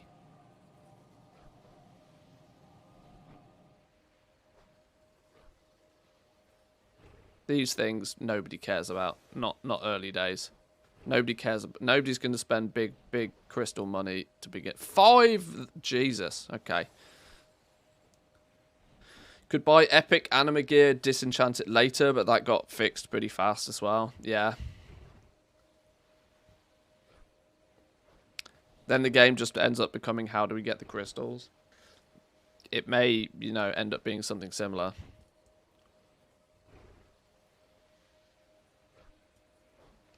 Okay. Let's look at the weapon ones then. That's what Blizzard actually wants us to at least investigate. So Burning Devotion. Permanently enchant a weapon to sometimes ignite, causing your next heal to additionally cauterize an ally's wounds. Healing for nearly 20k. Interesting how they're using fire as a healing method. I mean, I know cauterizing is a thing, but it seems backwards to set somebody on fire to heal them, but I guess it works. Earthen Devotion. Enchant a weapon to sometimes ground yourself, increasing your armor. Armor by nearly 1,000. Historically, though, even tanks don't want this. Tanks usually go for something more DPS related. Igmatic Devotion. Permanently enchant a weapon to sometimes harness order, increasing your primary stat by nearly 500. That's for 15 seconds as well. That's big. That's a potion proc big. Permanently enchant a weapon to sometimes radiate ice, dealing a bunch of damage split between enemies in front of you. Damage is increased for each enemy struck up to 5 enemies. Nice little AoE ability there. Good for melee, I would imagine.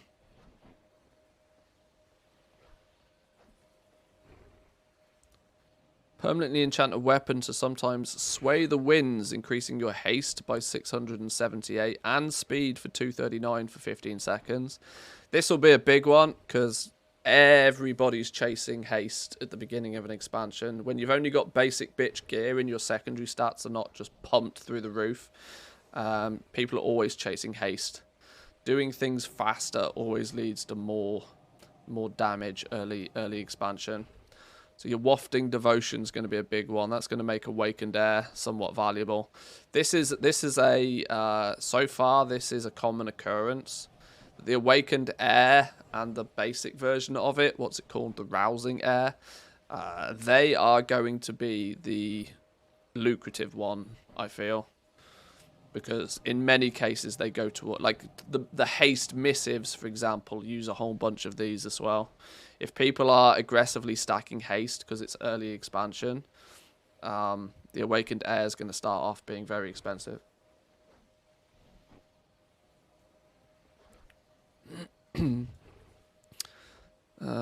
Burning Writ. Okay, these are then the basic ones.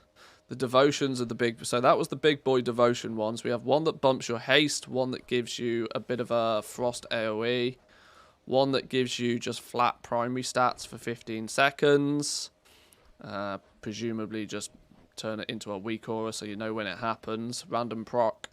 An armor one that will probably be expensive, yet nobody will use it. And then a healing one. Okay. Pretty much, you know, what you'd expect. Have some primary stats. Whoop-de-doo. People will want them, though, because, you know, more stats, more damage. But I can't necessarily go as far as to say that they're overly interesting. They just do a thing. They do exactly the thing I would expect them to do as well. And then there's basic ones that probably do the same thing, do they? But just in a smaller degree. Haste by 500 for 15 seconds. So it was 498 for the basic one, which still uses a crystal, by the way. The big boy one, though, that uses triple the amount of crystals. So this is easily going to be 3 times the price. If a crystal ends up being 1500 gold, you're looking at 5 to 10k for one of these enchants by the time you add your awakened airs and your shards on top of them. Big jump up in price, I would guess. For 500 haste to a little under 700. Then you get the speed as well. Yeah, sure, maybe. People with deep pockets will have these for sure. Frozen one increases your verse. That's interesting. There's basic verse ones, primary stat, basic mastery, basic crit. But the big boy ones, there's only a big boy haste one. So if you're chasing crit, if you're chasing mastery, if you're chasing verse, there's no big boy version.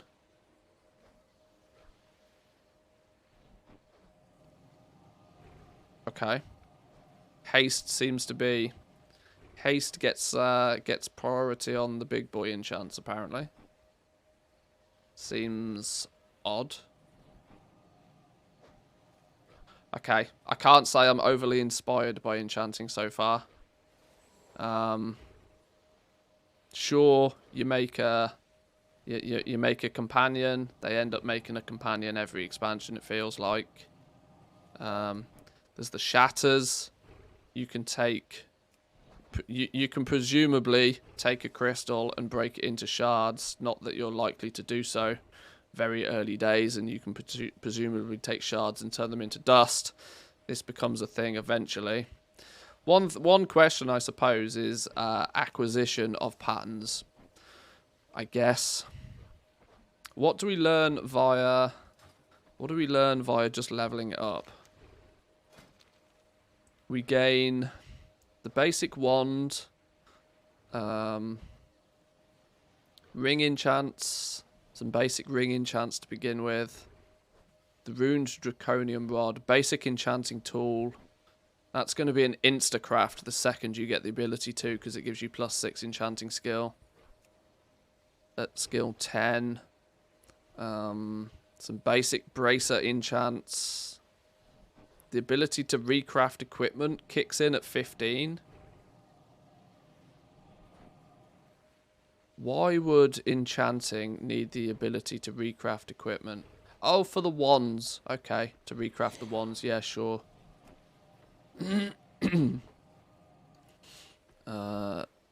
The cloak enchants kick in at skill 15. Your plus skill increasing finishing reagents you get at 20. 25, you get the better ring enchants at 25.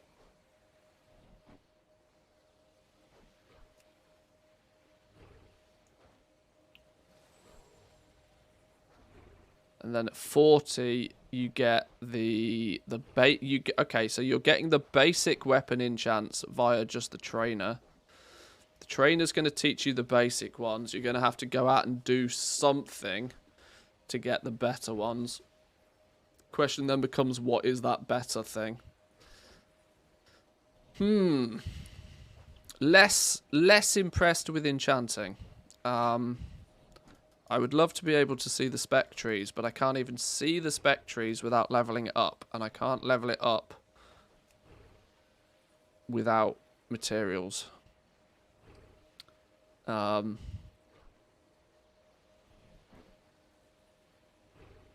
Okay.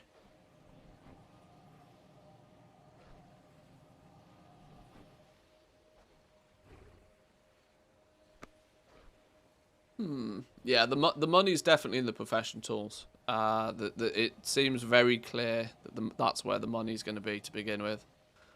Your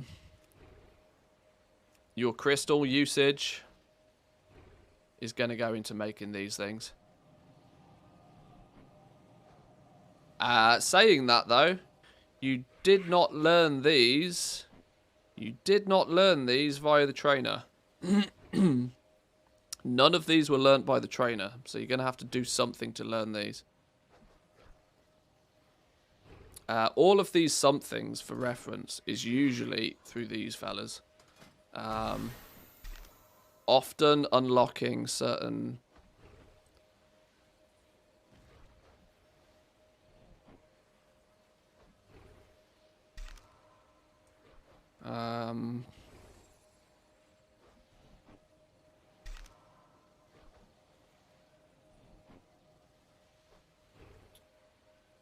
Purchase the formulas Enchant Cloak, Grateful Avoidance, and Formula Enchant Boots.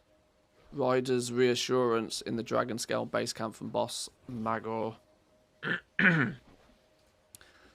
So you get enchanting formulas at 9 renown with the Dragon Scale Expedition. This is going to presumably time gate some of this top tier stuff from being acquired.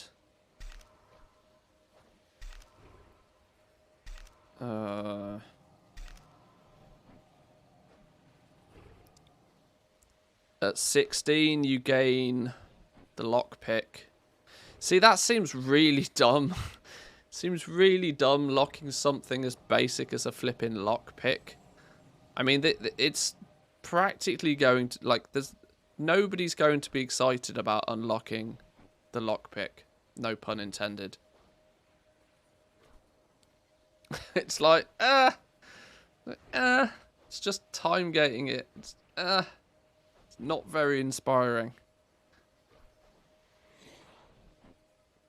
The magical bound chests, on the other hand, requires... well, I suppose it depends what's in these magical bound chests. If there's something interesting in the magical bound chests, which in turn need the lockpicks to open, then maybe, but...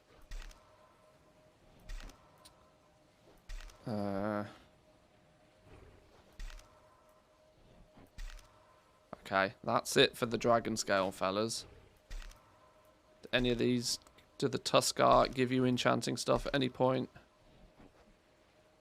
The basic cloak enchants come in with the Tuskars at 10.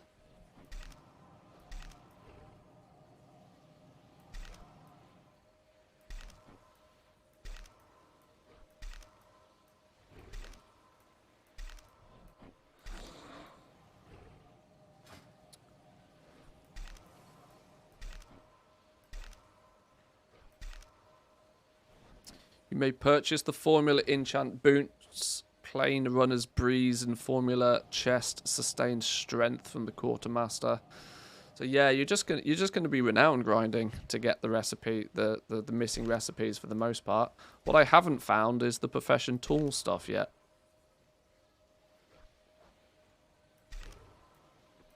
Which is the stuff I'm really looking for.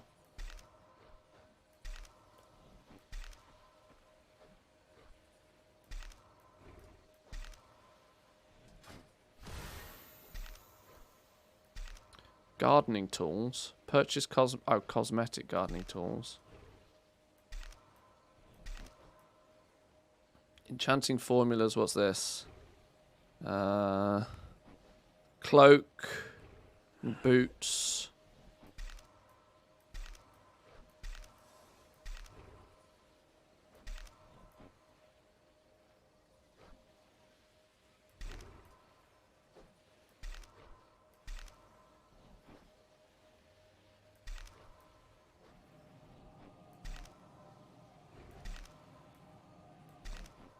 Yeah, still don't know. Still don't know.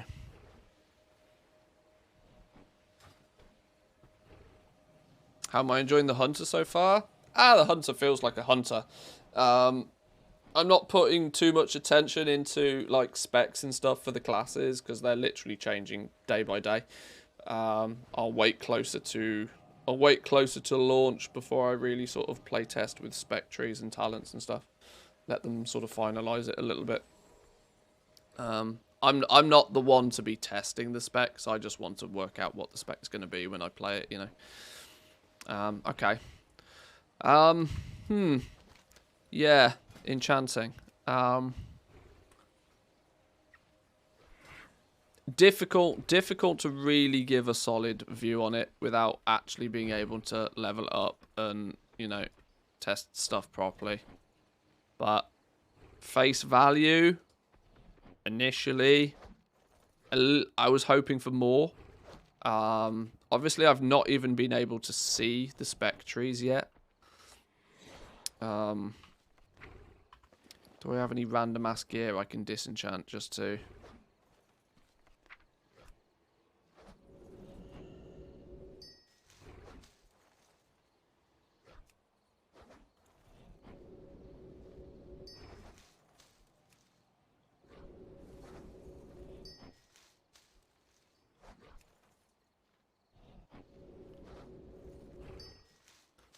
yeah, they've removed the profession vendors, which is making testing, you know, relatively difficult. relatively difficult. No skill points are being gained by disenchanting any of this either.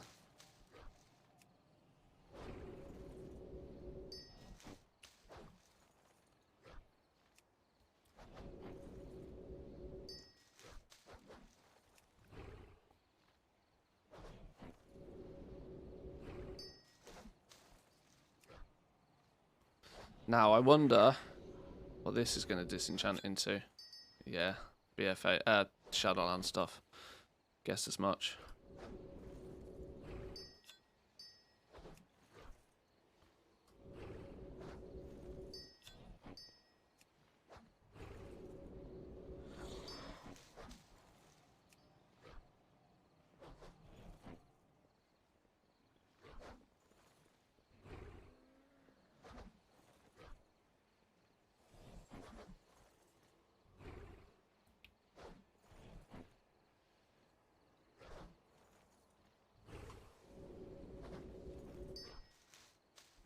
If we level up and we get to 70 and we do a few bits and pieces, we should end up with a few more things, hopefully, to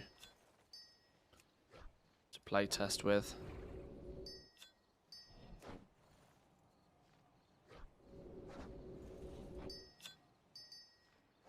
Same as usual for enchanting then. Pair it with a crafting profession, make tons of something green to disenchant to get the dust. Yeah, probably. Although early days in the expansion, even that's not really viable. What you tend to find is the initial supply of enchanting materials comes from, you know, people replacing their leveling gear, people doing their first dungeons, people just, you know, disenchanting soulbound gear that they've used at some point.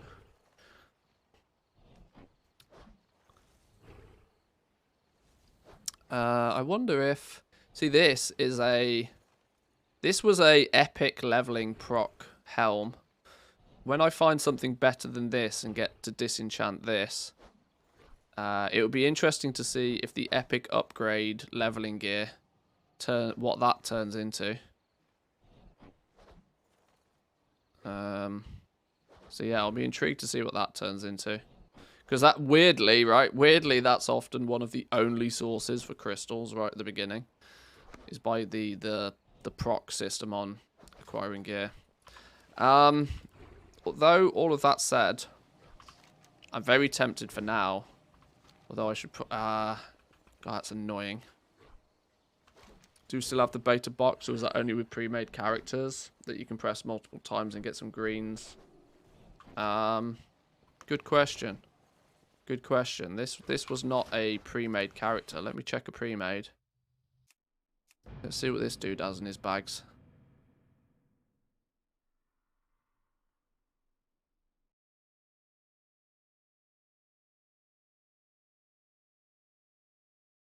I'm just not overly fond of playing the... We do get a box. Chest of playtest equipment.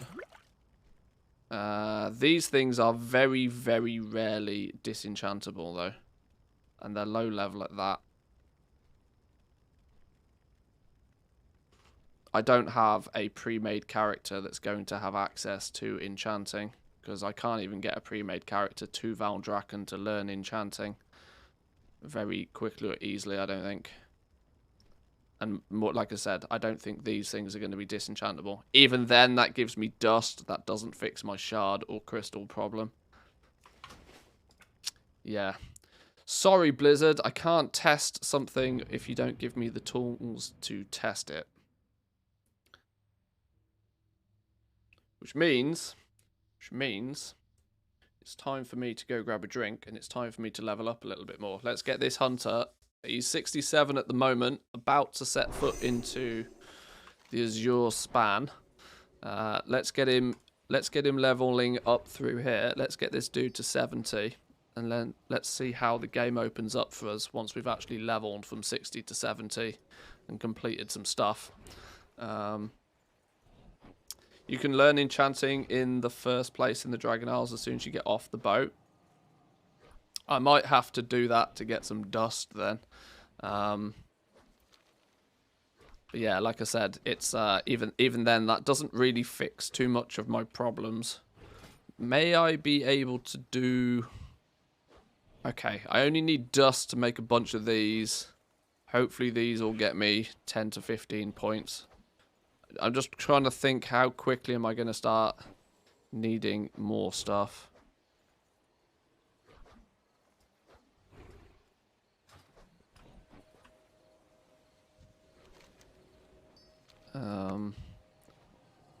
I need a runed enchanted rod. Oh, you really? Really? There's not even a... There's not even a trainer out here. I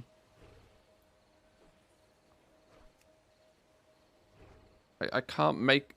I can't even make the tool because there's not a... Oh, for the love of... Okay. It's all a bit scuffed. I need a runed enchanted rod. Is this the crafting alley they talked about? Yeah, this little area in Valdrakken is where most of the trainers are. This sort of section here is the crafting quarters, I guess you could call it.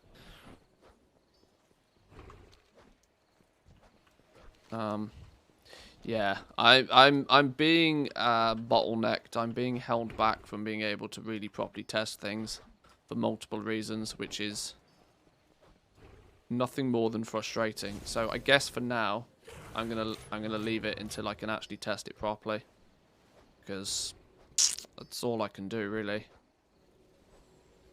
Let's head back over to here. Let's finish off any quests in Anarian Plains. Annoyingly now, I really want to just drop it completely and switch back. Lack of rod, basically. Downfall of many a man. Indeed. Indeed. Nothing worse than being lack of rod.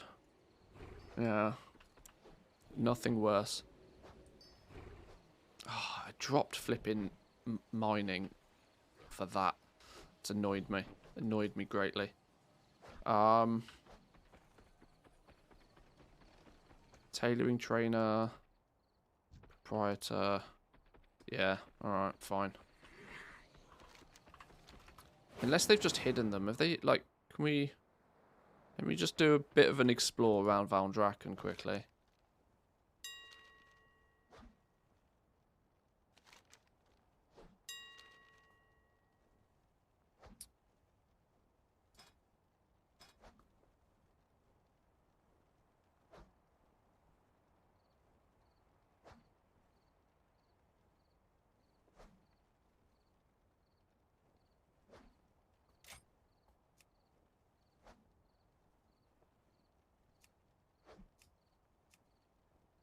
Yeah, this interface has not changed since the day it was implemented.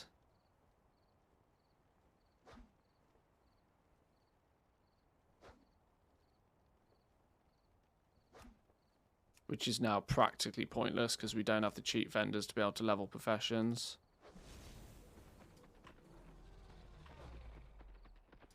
I wonder if you still say the same things. Requires respected reputation with the Artisan Consortium.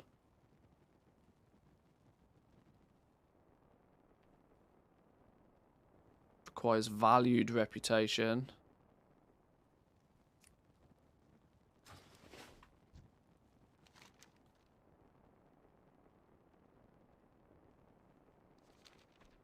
Okay. Doesn't look like much of... I was hoping that more would open up to you in the early levels. It really does aggressively feel like you're going to need to be level 70 before you can practically do much of anything.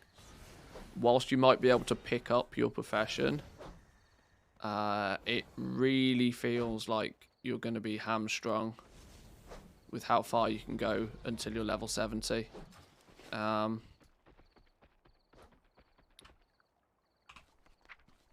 just going to drop Enchanting for now, because I can't properly test it. Truth be told, if I can't properly test it, it's better off me taking up herbalism and mining properly again, and actually putting a good test of that into practice. Where's me mining trainer then? I need to pick mining back up.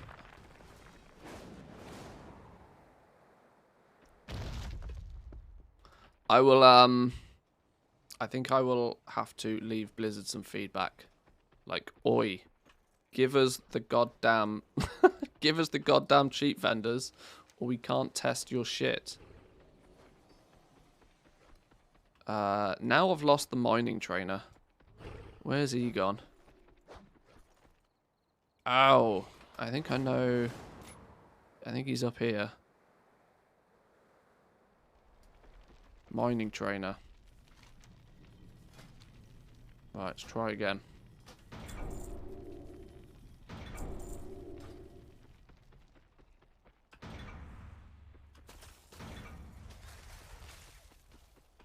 Servant of the Black Prince. What do you have for sale? Valdraken Dragonspawn Wasteguard. Requires renown 16 with the Valdraken Accord.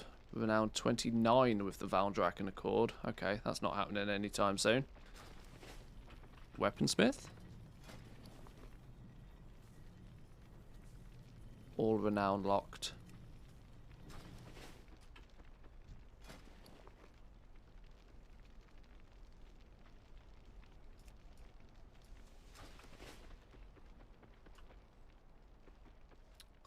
Leveling ults like a madman. Got 1 to 60 yesterday. Working on getting another to 60 today. The TBC time walking makes your ult stuff very, very quick and easy. Professions at this point's really weird. As I picked up skinning, leatherworking, I skinned everything that I've killed or passed on the ground. I'm at level 66. Can't even make anything, as I missed some of the skins I haven't even seen yet. I'm trying to remember back, trying to think back to leatherworking. Oh yeah, you need all the yellow ones. Yeah, you have to be killing very specific mobs to get the certain items. Yeah. Yeah, being set, like I said, this feels very much to me like none of this is really going to open up properly until you hit level 70 and have access to the entire zone. You know, if you want to be self-sufficient, if you want to go farm your own materials to level up your own craft, you are not easily going to be able to achieve that whilst leveling. Which is really not good, because you should, in theory, or at least, let's put it this way, people are so conditioned to be able to chip away at their professions whilst they're leveling. Because that's kind of how it's always been. Yet it seems to be a lot more the case now that this thing's not got any textures to it. Look, it seems very much like it's going to be that most of it is not going to open up till you properly until you're in Valdraken and you've hit level 70 and you can start getting your profession knowledge. There's going to be lots of And this is you know, for people who enjoy crafting are going to feel very, very incentivized to level alts.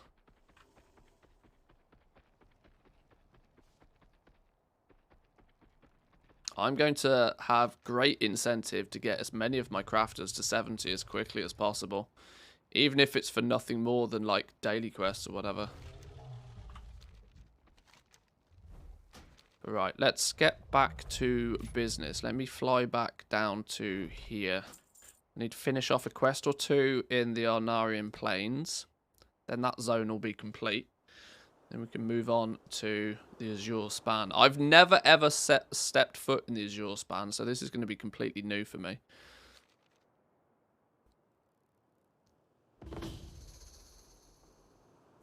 I already have a game plan for day 1 of Dragonflight. Level like a fucking crazy person.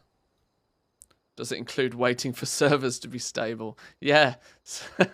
my plan for day 1 is to sit in a login queue. Yeah, that's what we're going to do. Step 1, get a character to 70. Step 2, get all dragon riding skills. Step 3, profit. Yes. Yes. This is something that I reckon people might snooze on. It's often a case that people don't bother leveling all that much at the beginning of an expansion. They pick up the gathering, they pick up skinning, and they just go to town, right? They start making gold. Whilst that's sort of true, getting your dragon riding skill up is going to be crucial for gathering, especially for herbalism and mining. Being able to have more vigor points and to regenerate this faster is the ticket to success. Without natural flying, and it's not so much of a case that most of the herbs and the nodes are at ground level. Like, a good percentage of the herbs and nodes require you to be utilizing dragon riding to even get to them. They're on the tops of flipping, you know, tops of big mountains that you can't walk up to, even if you want to. You have to fly your ass up there. So it's going to be quite interesting to see just how different of an experience the first few days might be in Dragonflight compared to previous expansions. Right, let's yeah, I was going to go grab a drink. Let me go grab a drink real quickly, boys and girls. I'm going to I think an ad's running at the moment for most people anyway. I'll be back in 2 minutes.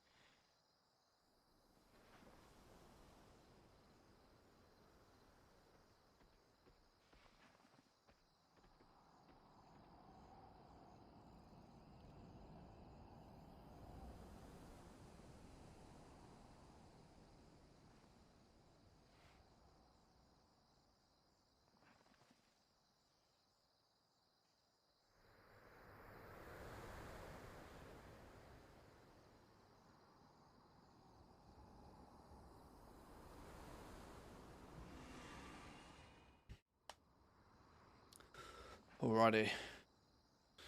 Is dragon riding account bound, the skill? Yes, it is by the looks of things, or at least at least it initially appears to be.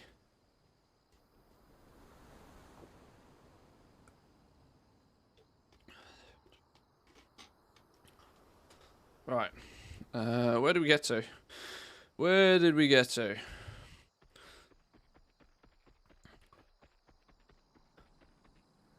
What time is it local? What time is it? What's the realm time? 3 AM. I think it was this. Fork River Crossing. Was it Fork River Crossing? Damn, I'm trying to remember where it was. Damn, I really should have paid more attention to where I was.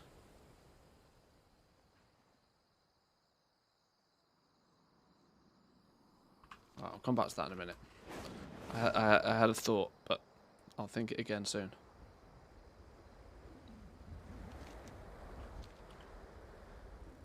Right, I need to kill a proto-drake, apparently. This big fella.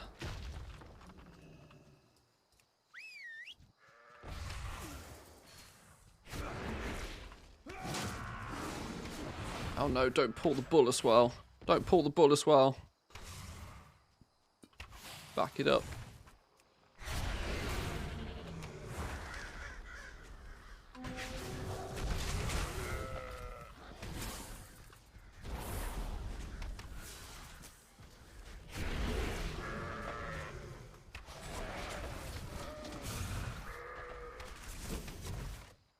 Can pet do aggro things, please?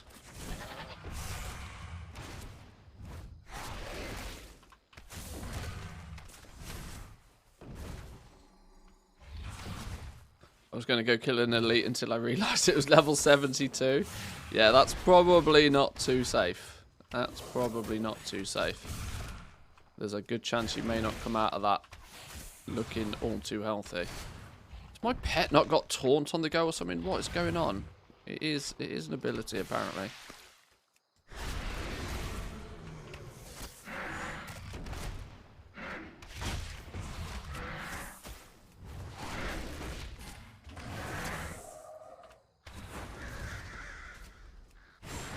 Boom. Headshot.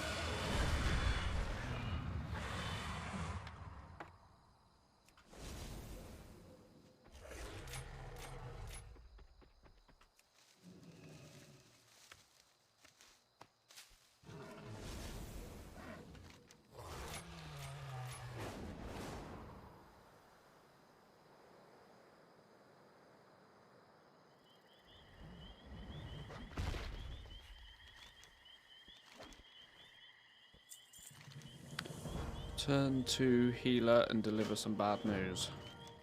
All the way over this way.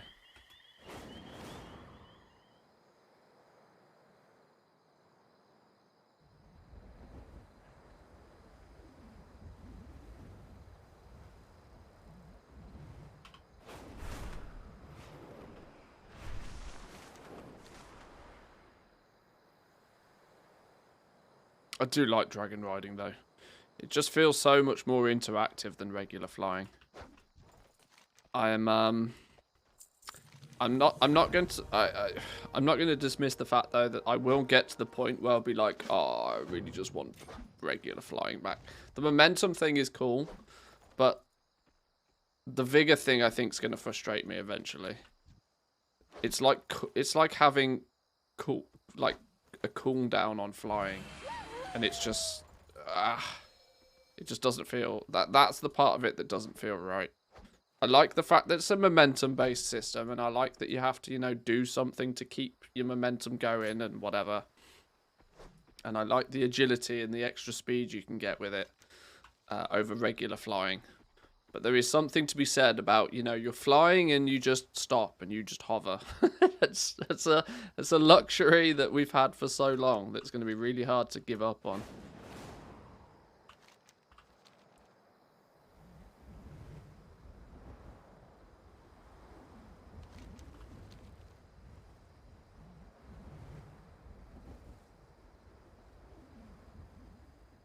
I mean, you can see there just how quickly we were able to get where we were going. It'll be almost non-existent when you level it. Yeah, I've been thinking about doing this. I've got a few points in my. Where's it gone? Where's it gone?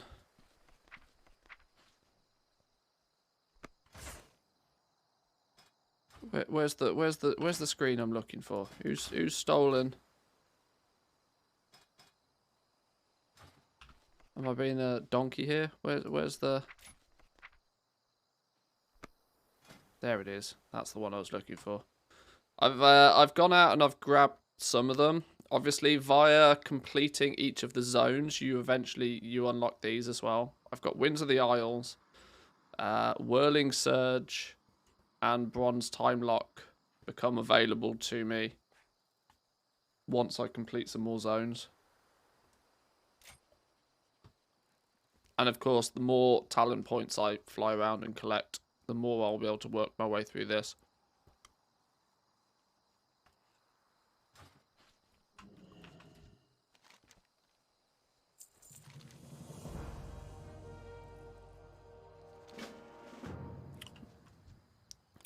I like this doggo though. Command Taivan to herd. Go herd. Haha! Is he herding? Good boy. Do some herding. It mooed at him.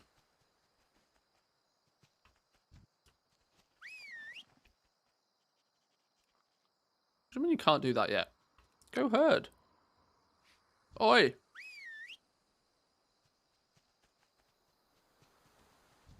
Now go herd this thing. Where you going? Dumbass. It's this way. Oh. Apparently you did it.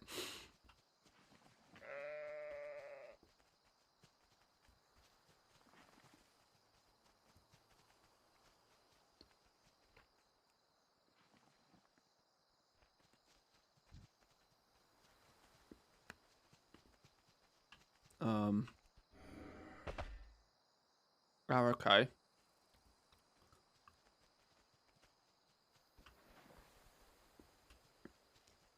Let's chase it into the pen. No, no, no, no. Where are you going? Back it up. Back it up.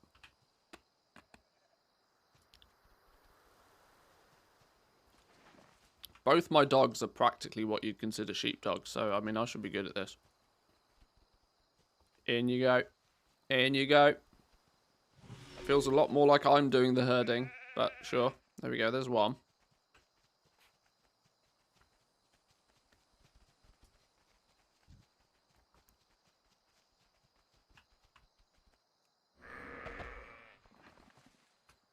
Can we get two at once?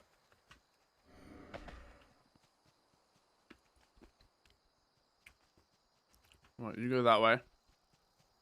What about this one? Is he still following us? He's still following us. Wombo combo this.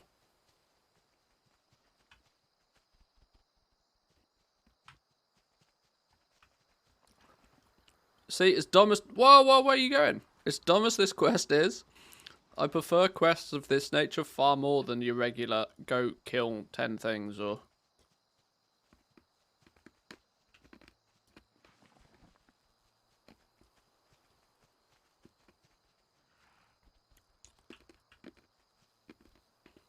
Although this is fun the first time, this is not fun on alts.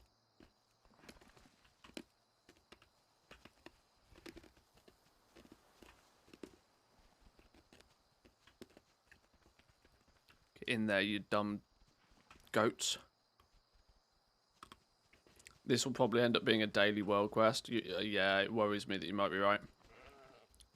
Go on, in you go. In you go. So close. Got him. Genius. Herding pro, look. Command Taivan to confront the herd's stubborn ram.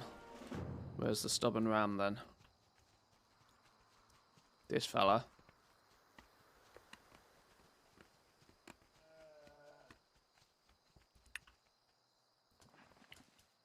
Can't do that yet. Why can't I do that yet?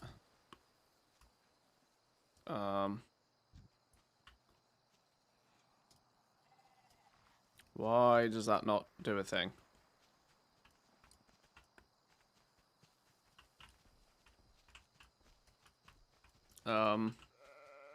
It's broken. Doggo. Go do doggo things. Command Taiwan to assert dominance over the stubborn ram.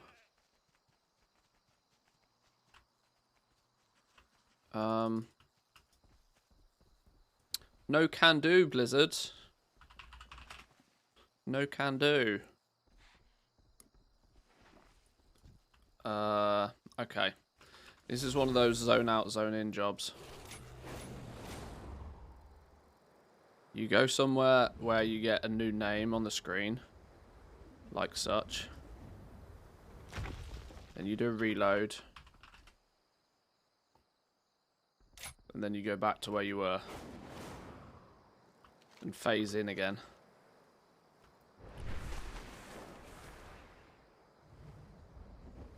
Now we phased in again. We should get Mr. Doggo back. Now is it going to play game?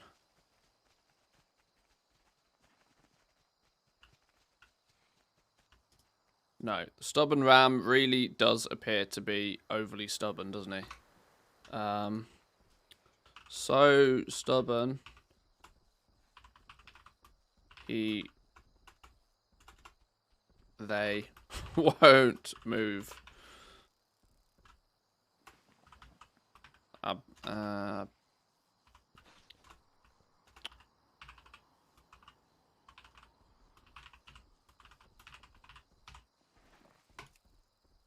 Right, you're officially too stubborn for your own good there, Mr. Ram.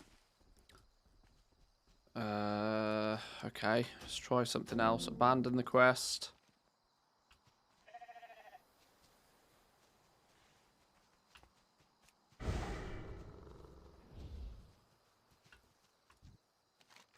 Pick it up again. Let's try again. Is that the only stubborn ram? That's the only stubborn ram.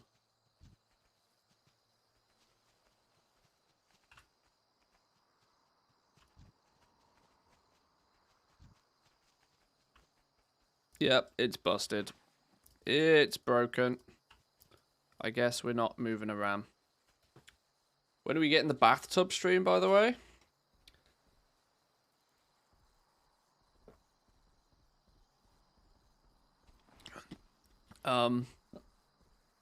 How does never work? Dragonflight release. Maybe. 24-hour sauna stream? You do know how badly I would die if I did a 24-hour sauna stream, right? You do know what that entails. When are we getting a derp stream? Ah, there we go. Let's spin it. Spin it on its head. Spin it on its head. Right. Well, I guess we come back to that another day. I guess we can't continue with our ram business. What is this shenanigans going on down here? The Inari Springs. No, you can't plead the fifth on this one. That's not how it works. It's not how it works. Dish it out, you gotta take it, son. That's how it works. That is how it works. Oh, hang on. Did I go here or that? Which one did I go to? Oh, God, now I don't know which button I pressed.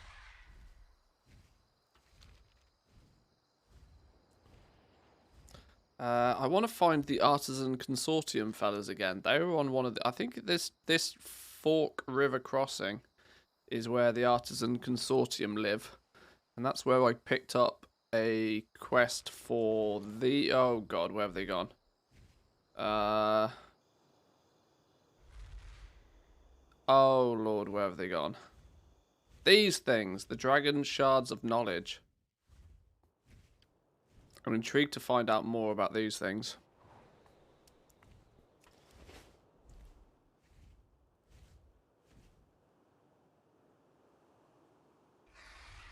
saw Finland stopped the sauna competitions.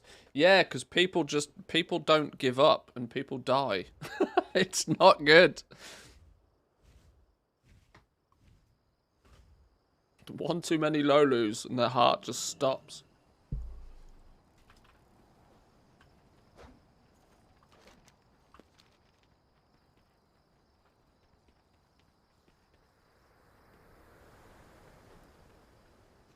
Right, see this. Here's the Miguel Bright fella. This was the dude that gave me the quest for which ultimately ended up giving me a couple of these. We Finns are very, yeah, you are incredibly stubborn.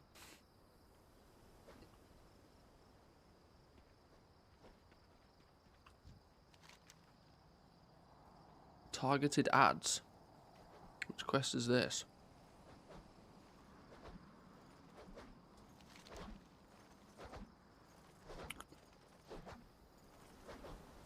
Retrieve 3 advertising flyers from nearby goats.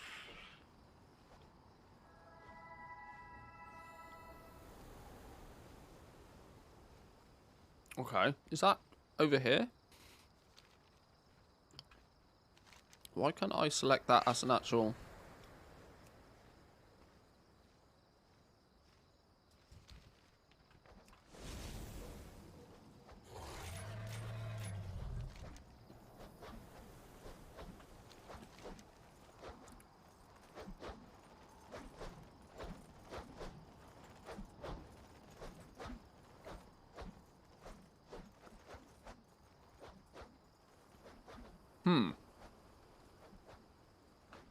That's the one quest that doesn't seem to actually have a location on the map. I'll try up this way.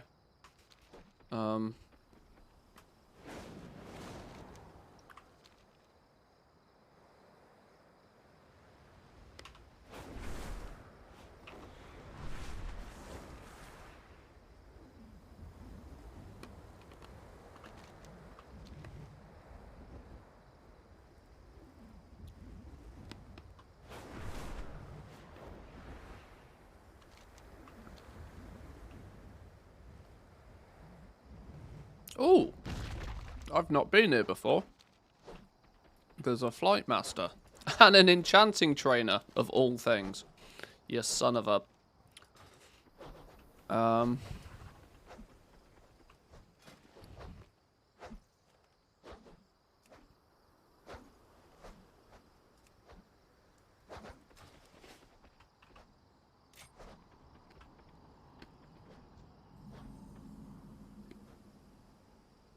A waterbound chest?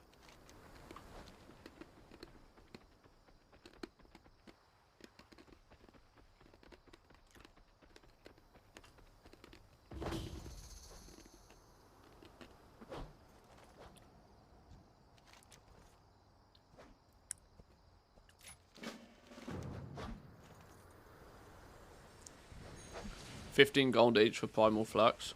Yeah. They're one-upping their price on vendor mats by the looks of things.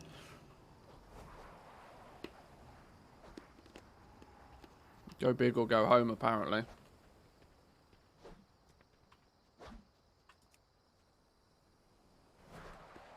Two wind totems placed. Let's place the third.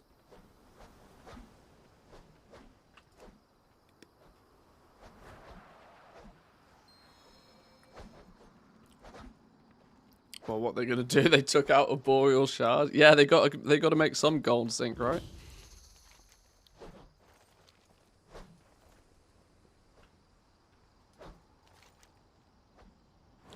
The totems are placed. Time to make an escape. What are you escaping? Oh, oh! Set off a tornado in the town.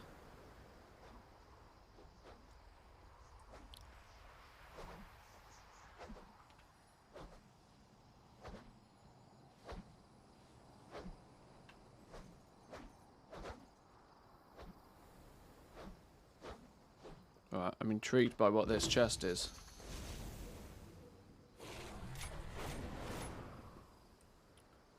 Come What's stopping me just flying and opening it? Okay, let's pew pew this.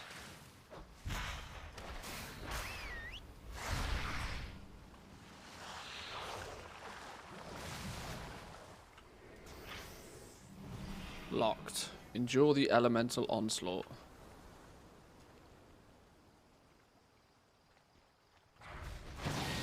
Can we just kill these things?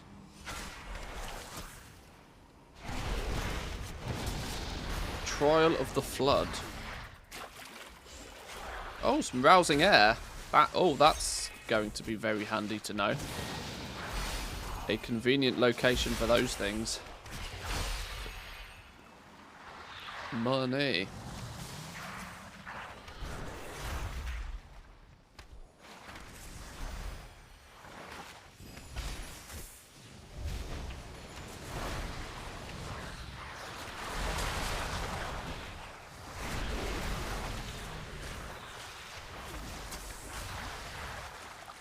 Nice if they made a gold sync mount. I love mounts.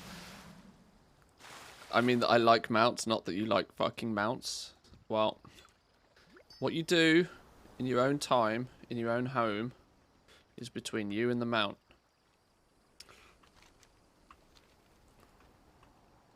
There's no judgment here. Unless you are genuinely like fucking an animal and then you're just weird. Just for reference.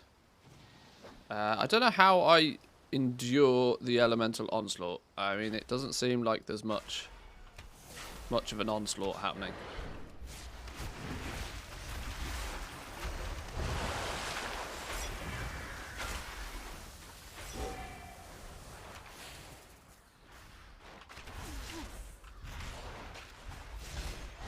You good on that front? I'll trust you.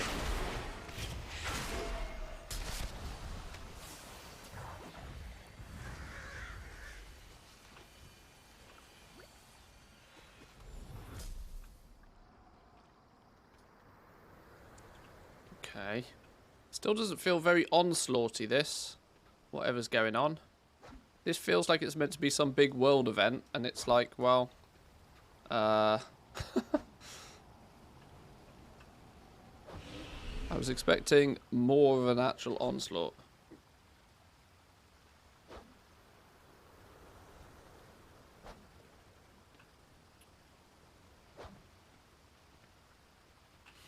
Alright, well, I tried. Rich Tyrivite deposit. Go on then, how do we get that one?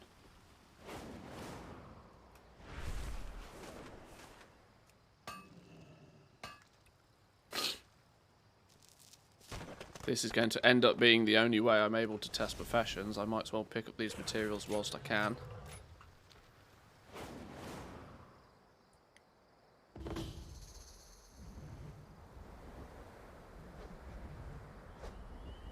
I'm thinking that world event, I might need to have started it not from stage 4. That might be the key. I wonder what add-on people are using to bait. I've noticed that there's clearly a whole bunch of people either using the same add-on or doing the exact same thing.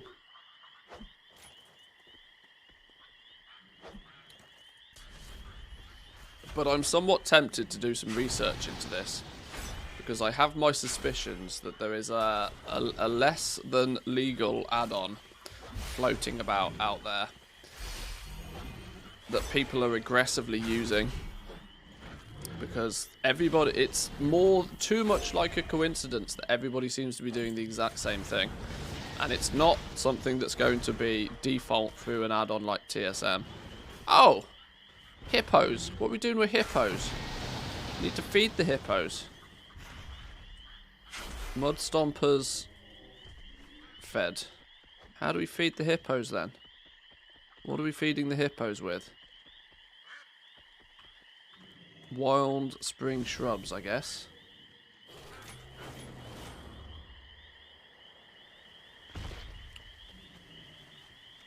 Don't feed the hippos? Why not? Hippos need food too.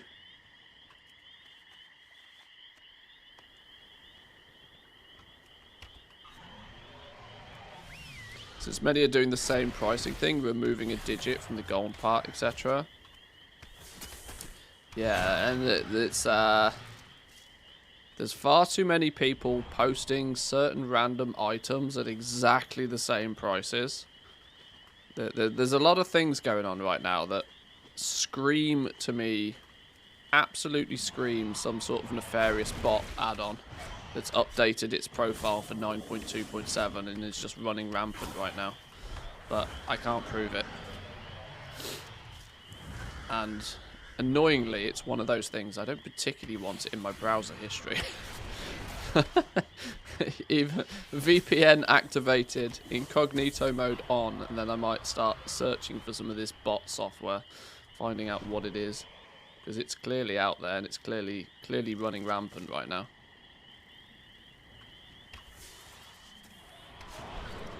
Hippos are legit one of the most dangerous animals on the earth. They're extremely territorial and will not hesitate to attack. Well, if you're a hippo, you wouldn't give a flying fuck either. If you weighed like the same as, if you were the weight of an elephant, and you had teeth that are like 10 inches long, you wouldn't give a flying fuck either. You'd be like, oi, get off my land. Get off my land. This is my house. Pay rent or piss off.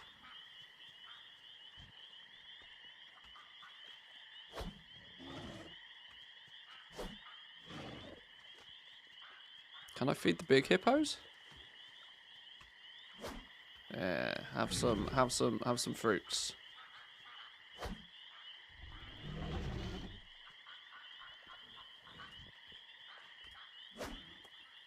There we go. Happy hippos. No longer hungry hippos. Happy hippos. Can use Edge for that. It'll be happy to see some use. Aren't they getting rid of Edge? Isn't Microsoft Edge closing down? Haven't they finally decided that, you know what? It's not worth. Although Chrome are about to shoot themselves in the foot, you know. Google are about to shoot themselves in the foot, considering they seem to I can't remember where I read this. I might have made this up. I might have. This might be completely hearsay, but I believe Google Chrome are about to have a aggressive crackdown on ad blockers from a browser level. And if they do that, there's a strong likelihood that everybody will use Firefox, or they'll use someone else. What is the herb doing all the way up in the tree? I don't think that's meant to be there, is it? That doesn't feel as if that's in the right place. Internet Explorer's been pretty much killed off. Edge is the current browser. Same rendering engine as Chrome.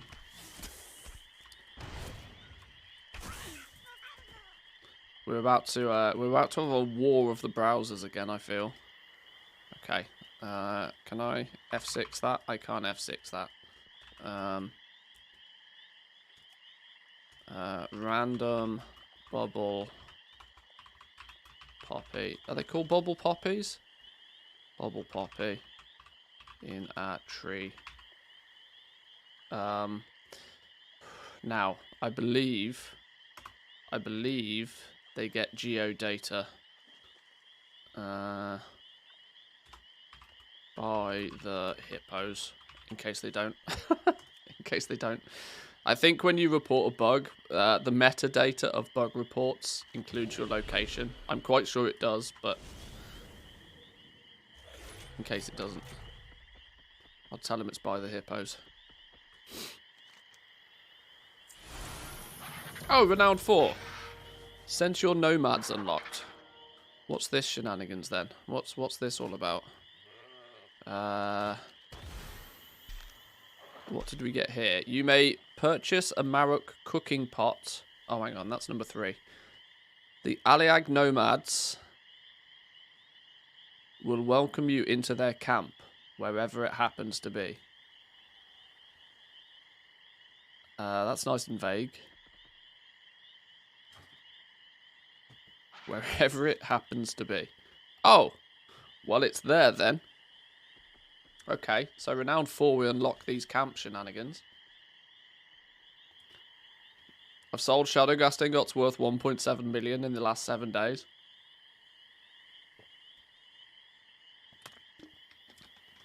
I told you, it's a secret money printer.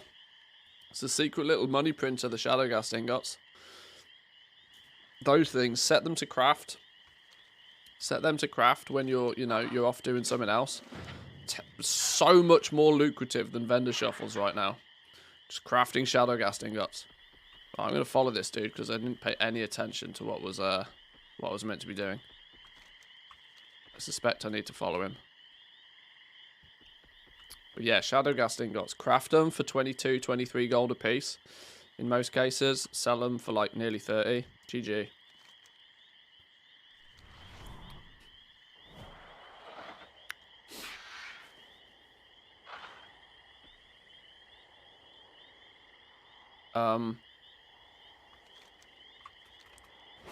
Alright, I can't easily follow you, but I'll just go in the same rough direction. To presumably here. Haha!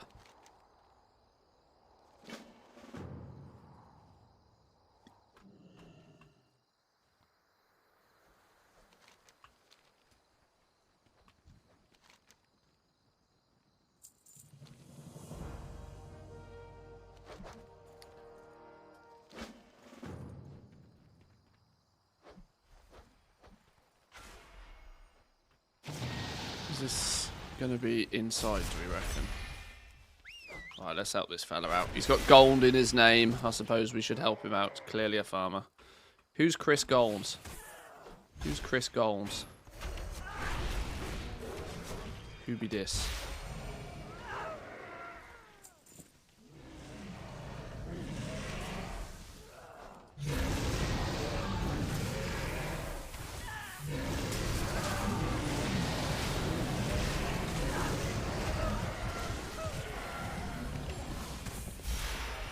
Boom.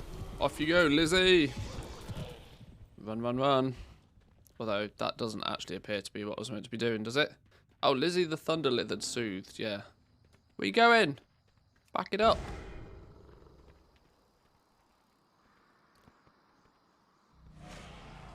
Alright. Still pissed, apparently. Gently offer the bush fruit. There we go. One of your 5 a day. Job done, right?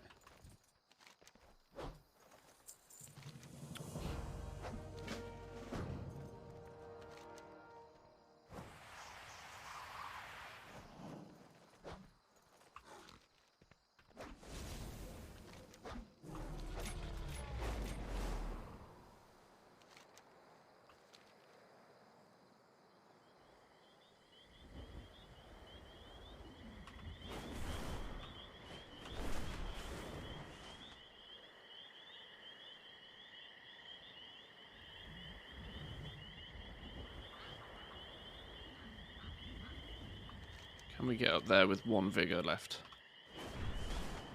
Zoom! Lovely stuff. There we go. And there's Lizzie back at home. Chilling. There's still apparently 3 mini storylines to be had in this zone. Yeah, I'm damned if I can find them.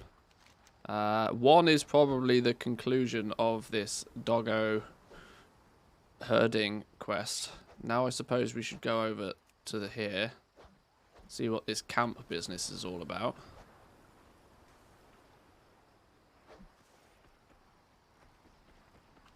Now, as much as I love my dragon riding, I think this is a prime opportunity to take an actual flight path.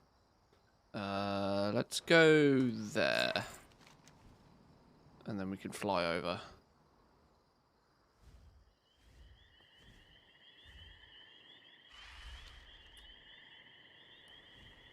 Yeah, see, my hope was that by completing everything within a zone, you will gain enough, let's just call it reputation, to gain enough renown levels to start unlocking some things. So it appears like you had to get to Renown 4 to unlock these camps, which is presumably something you need to do over here. Purchase several Drake Watcher manuscripts from the Quartermaster. That's quite simply just cosmetics for your dragon. Need to get to Renown 6, though, to join the hunt alongside Shikar Centaurs. So, practically speaking, we need to get to Renown 6 before we unlock the zonal minigame, which I think is the hunts. Try go back to the herding quest with war mode on. That sharding might make it work. That's a good point, actually. Yeah.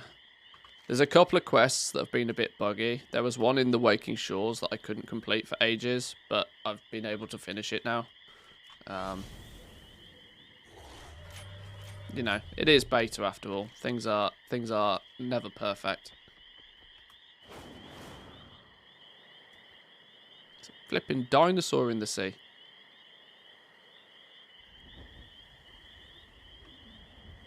Oh, look. Daily quests. So we've unlocked the camps. Oh, loads of daily quests. Is this our ticket to renown grinding then? We got 3 fellas here offering daily quests. Dragon Isle supply caches. Dragon Isle supply caches. Presumably they come with reputation with the Centaur dudes at the same time. The best defense. Slayer dude. Dragon Isle supply cache. Delicacy in the dark. Collect a river whelks. Okay, the rewards on these are less than appealing, but we'll take it. Retrieve weapons and slay knockered forces. Is there like a quartermaster or something down here then? Are these guys... Can I actually, you know... Ah, Hugo's sleeping. Good boy, Hugo. There's no, like, vendors or anybody to talk to. But right, okay. Daily quests time.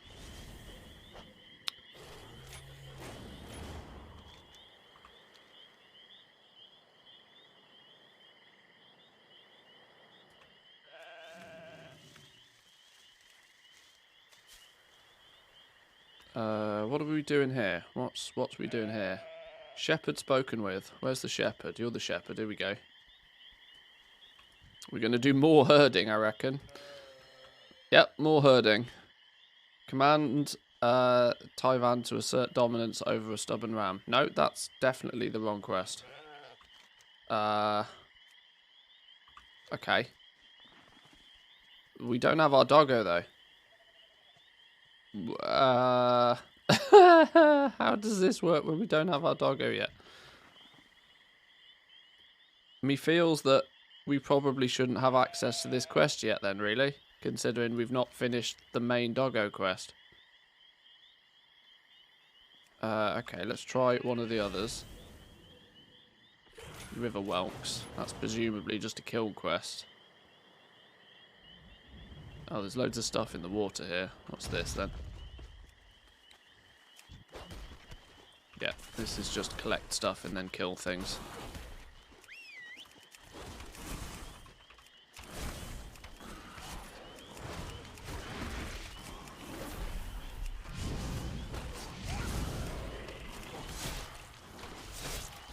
This feels more like what I was expecting from the zones. And is clearly a side effect of actually playing through the zone a good amount.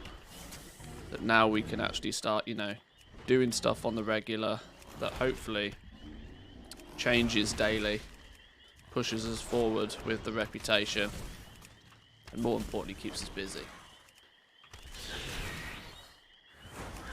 And it's nice to see that I'm able to unlock and start doing all of this before even hitting level 70. I was getting really quite concerned that you were going to have aggressive need to be level 70 before you can do anything. Which is wouldn't be a terrible experience, but I think it would be better for people if there was more to do when leveling than just level, you know?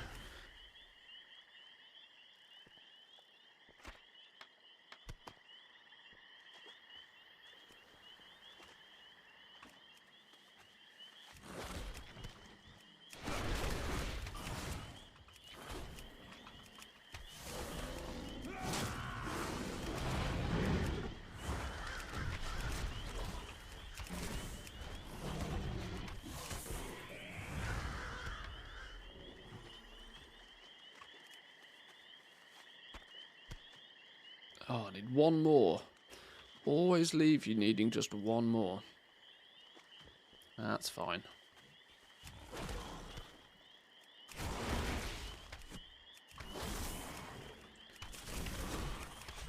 Now, considering these are daily quests, these absolutely better give me reputation with the Centaur fellas. Because if it only gives me the Dragon Isles, what was it called? God, I wish I could remember the names of all of these things. If it's only going to give me Dragon Isle supplies, I'm going to be less than impressed. But let's go quickly just turn that one in now that we've completed it.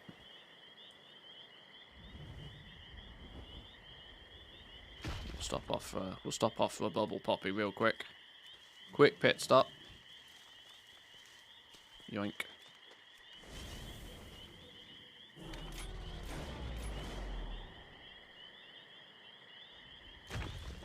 So right, is this going to give me rep, or is this just going to... 12 river whelks. Yeah. Centaur increased by 60 rep. 25 Dragon Isle supplies. So this presumably then is going to be, at least for these fellas, you find a camp, you go to the camp, you get some daily quests, you grind out some rep. Only 60 for each one though. Oof. That's good. That's to get 1,000 to get a single rep level, and you're only getting 60 a time. How many daily quests did I pick up there? Like 5? That's only 300 rep a day. That still means it could take you 3 days to get a single renown level. That feels slow. That feels slow, especially considering we're at the beginning, right? We're at, you know, there's, how many levels is there? There's 25 levels. It takes you 3 days to get just a single one. Okay.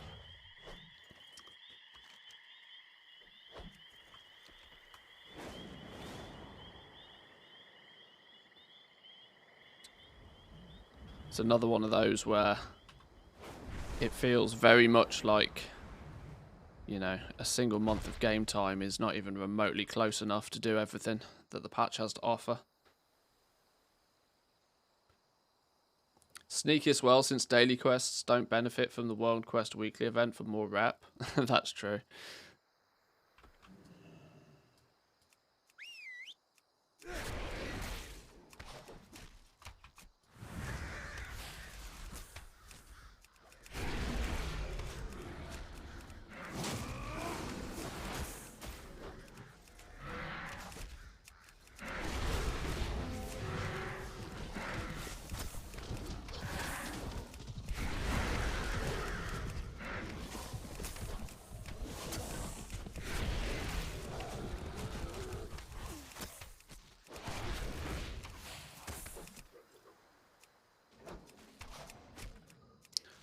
Okay. I don't know whether it's just my talent build, but focus is a real problem for me at the moment. I never seem to have anywhere near enough focus. Even with spamming barb shot as frequently. Whoa, you killed my pet, bitch!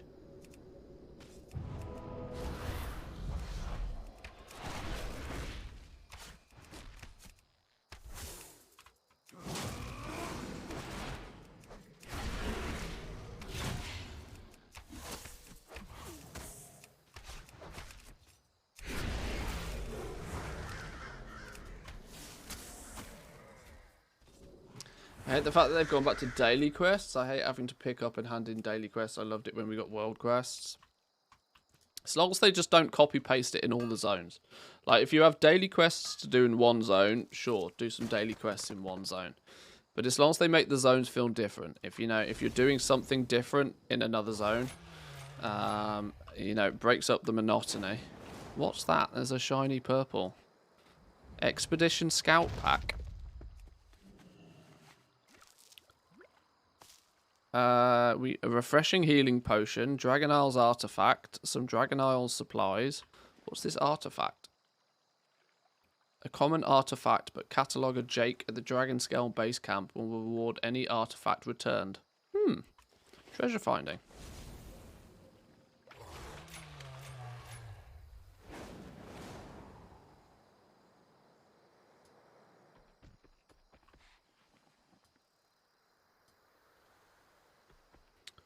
Okay, we've got a sheepdog.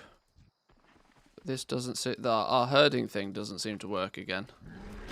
I think we've got herding problems.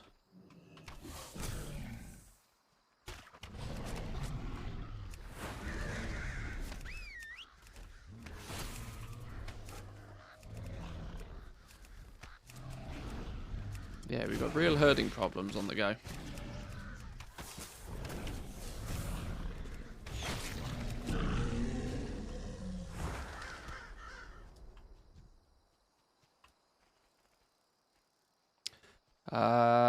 I wonder if this is hunter problems. There's very frequently issues when, for hunters, if you have a summoned pet, that if you already have a pet, it seems to just break things. You almost have to go marksman, lone wolf sometimes for these quests to work. Well, that's definitely been an issue in the past.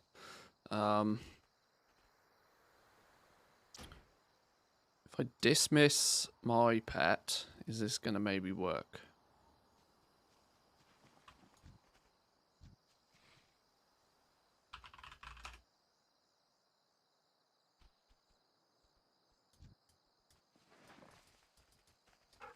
Okay, let's try and head somewhere else and come back.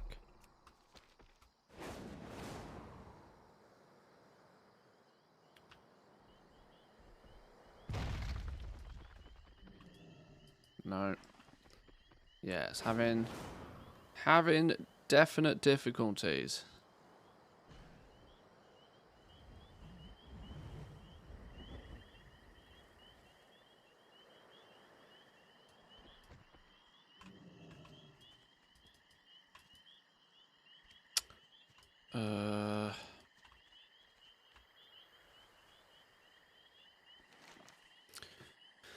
Speak with the shepherd, return the lost sheep to the clan. One of our key resources is our herd. Every loss is felt deeply for the strength of the clan. A few of them have got separated and have wandered away.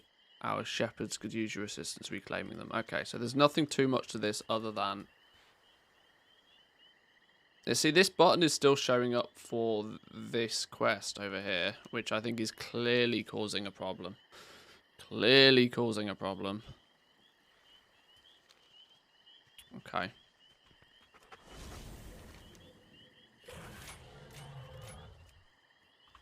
Let's go do this one for now.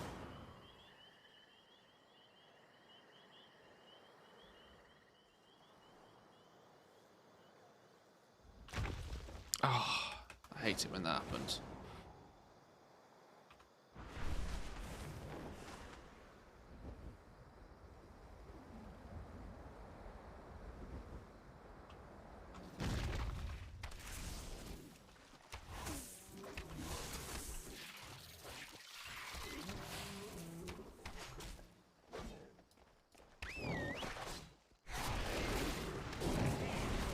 There's 3.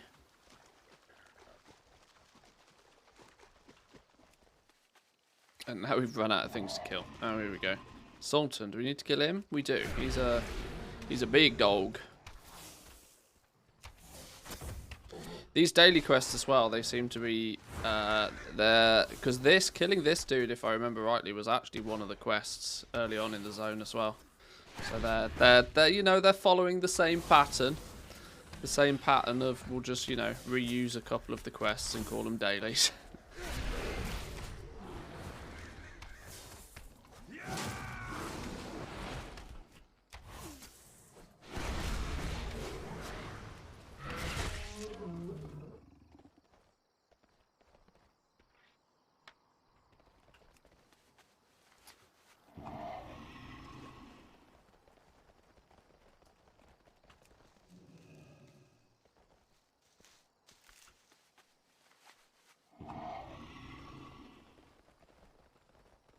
There's not many ravenous rock fangs kicking about here, though. Could do with a hyperspawn over here, Blizzard. Hang on, there's one. Yeah, there's 2. It's Christmas.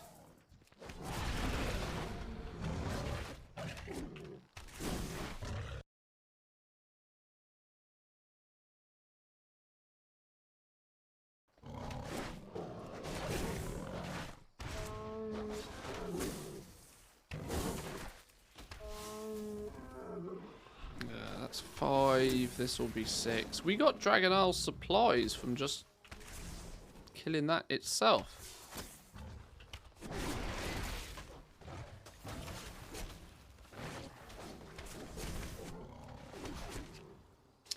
Have you seen many people in the beta? Considerably more than the alpha.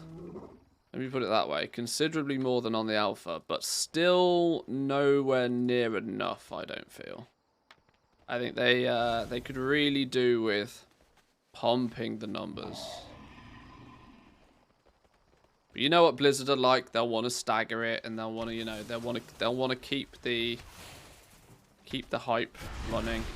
If they just let everybody in straight away, then everybody will test it, and then they'll peace out again.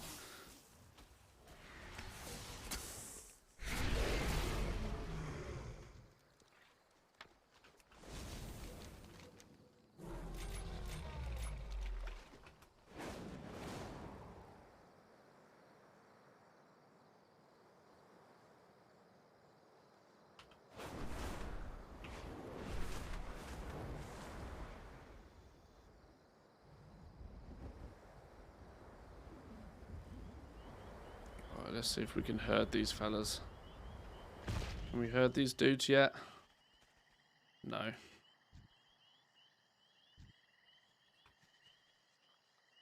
Okay. That quest feels bugged due to this quest being bugged. People are crying over level 20 twinks not being as good on the beta. Oh my days. This has got to be on the forums, right? That's the kind of degenerate kind of feedback that Blizzard get on the forums. 60 rep. Are these all going to be 60 rep dailies? It looks like they are. Oh no, that one was 100 rep. Oh, we'll take that one. So another 40, 340 a day. Potentially. If they all work. This one doesn't seem to want to work. Alright. That, yeah, that practically puts it nearly exactly 3 days to gain 1 renown by doing the dailies out here.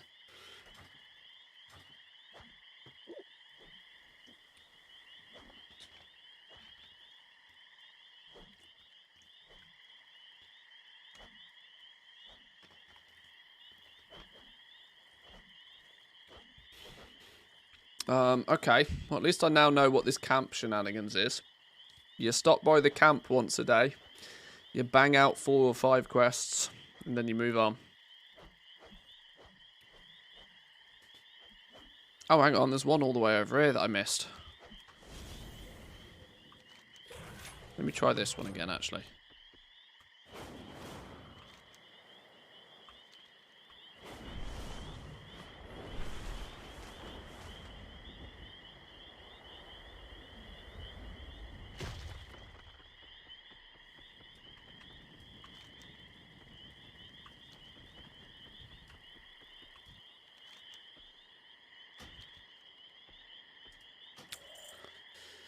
See if we can get our doggo to do doggo things. Maybe if I abandon the quest.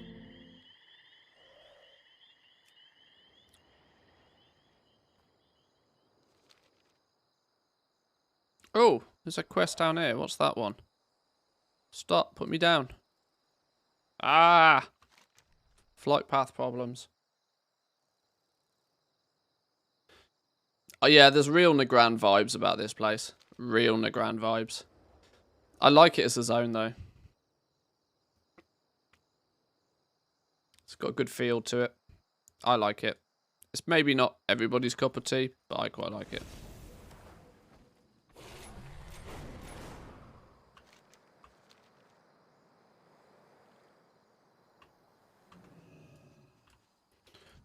Right, let's see if we can do doggo things this time.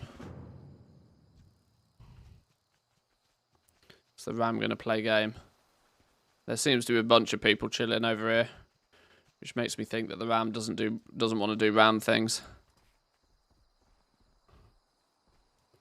The ram's not so friendly.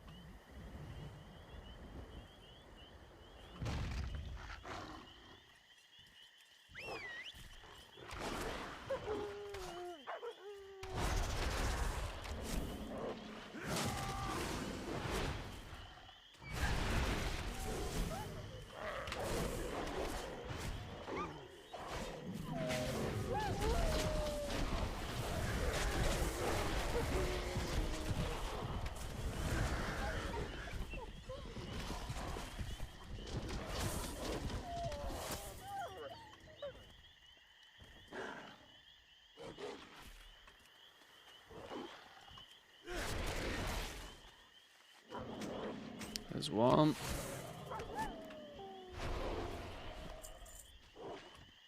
The looting still seems a little bit scuffed. Sometimes auto loot works. Sometimes it's like, nope. Thinks about it. And it's like, yeah, okay, maybe.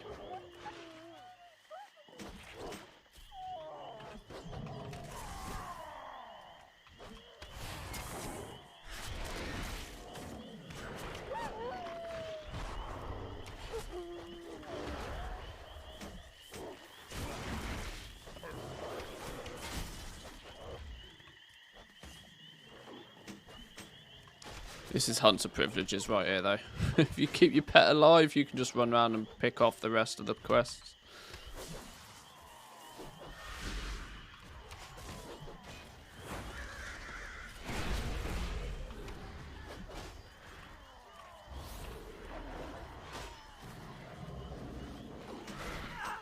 Okay, maybe I should actually start killing some of this lot now, before my pet gets overwhelmed. Whoa! Why am I getting attacked? Hang on, hang on. Let's fix this real quick.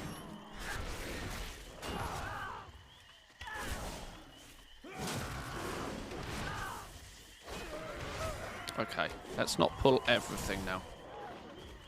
Something is fine. Everything, not so much.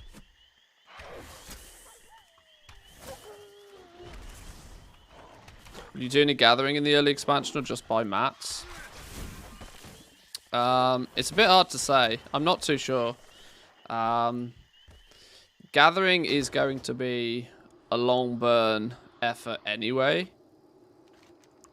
Meaning that the more effort I have to put into gathering, the less incentive I have to actually do it. Because I'd rather just pay somebody else to do it. But, you know, then again, there's also this whole thing about... if you can make 50k an hour by gathering, you probably should just be doing gathering. Because you have to be selling... You just have to be selling disgusting amounts of stuff via crafting in the early parts of an expansion for it to be any more lucrative than just farming. So I'm not sure. I'm not sure. We'll see. I mean, if it's fun, I'll do it. This is a big aspect for me. If it's fun, I'll do it. I'm going to level up every profession and work on every profession, I would imagine. The question will be is just, am I gonna... Ooh, a shiny bag. Am I gonna do them all at the same time, or am I gonna stagger them? I've not really decided. Ha! 10.0 placeholder loot item. Thanks. Thanks.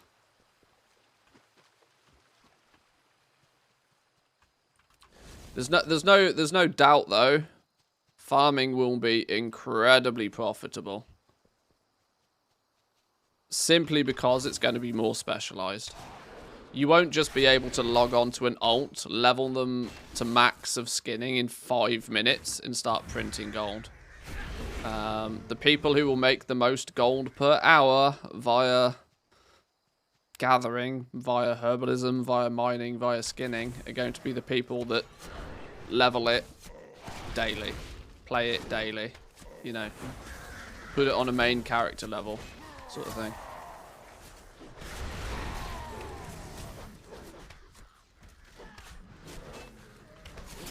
I can already tell what the YouTube videos are going to be. You know, they'll be 500,000 bajillion gold an hour via mining this one specific route. But you need to spend 6 months gaining profession knowledge to maximize your gathering first. And you need to have maxed out your dragon riding.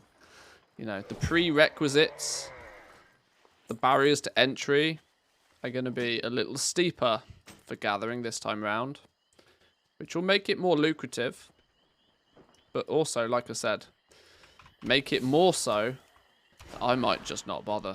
I'd rather pay other people to do it for me.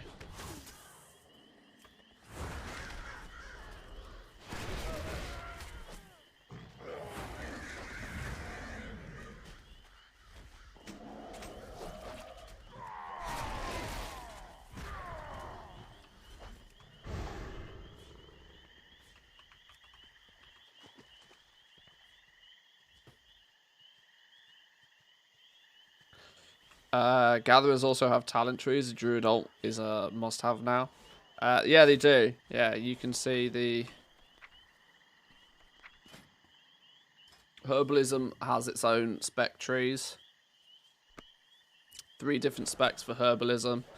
Plenty of places to put your points into.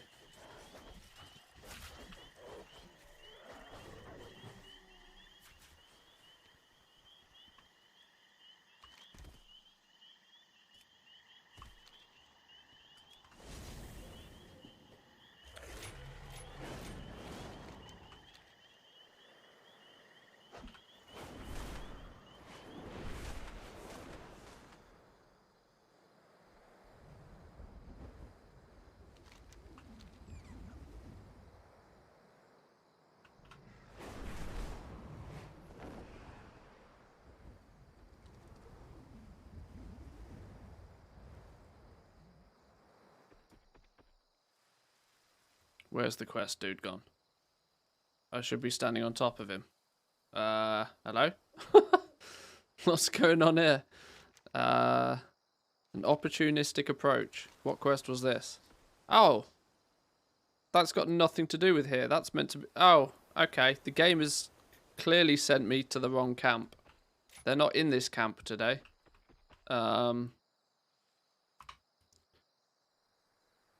Completion... Question mark was in the wrong camp.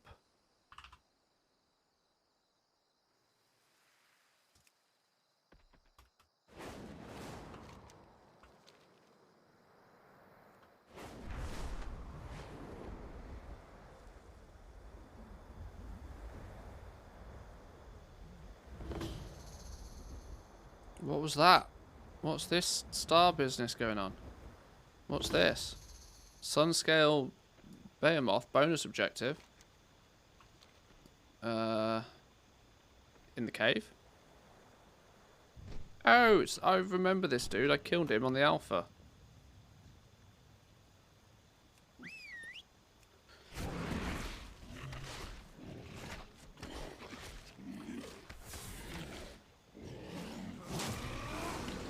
One thing I will say about Herbalism, actually, is there is a really good anti-bot system. What appears to be really good. It will throw the bots into a loop, I believe. Because bots tend to follow a very specific path. They have routing paths that they follow, and if they get knocked off that path, they're just done in most cases. Because most of the bots are not that sensible. Oh. Grants reputation with the Marok Centaur. Centaur hunting trophy. Dragon Isle supplies. I need to work out where I turn in these trophies. I've gained a couple of them now.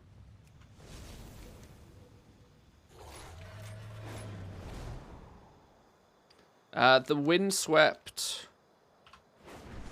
what are they called? Windswept herbs or something?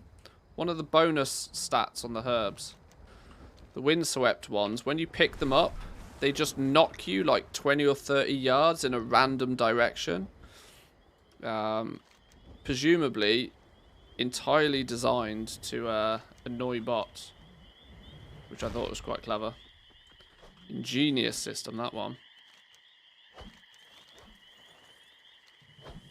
Another 60 rep. Okay.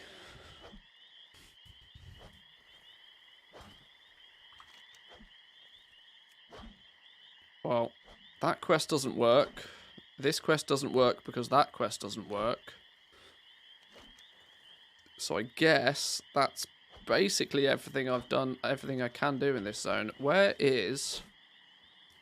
do I turn in these Dragonfile artifacts? Hunt Instructor Basku in Marukai. Where the hell is that? Marukai, the main city. Only took Blizzard 18 years to work that one out. Well, let's see if it works, though. This is the thing. See if it actually works. The clear problem with bots is that, you know, it's a cat and mouse game. It's one step forward, one step backwards. One step forward, one step backwards. As quickly as Blizzard come up with a solution for bots, the bots find a way around it, and they just, you know, they do something else.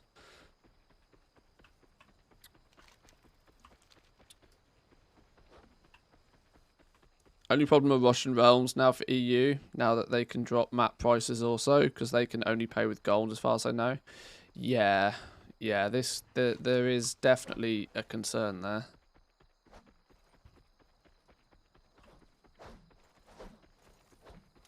But, you know, that's you know, it's one of those things that's up to Blizzard to sort, you know.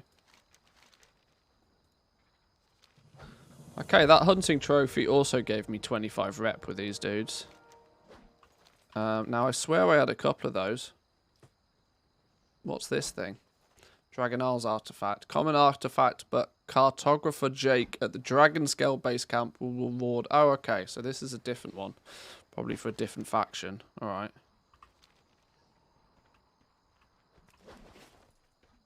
Fine.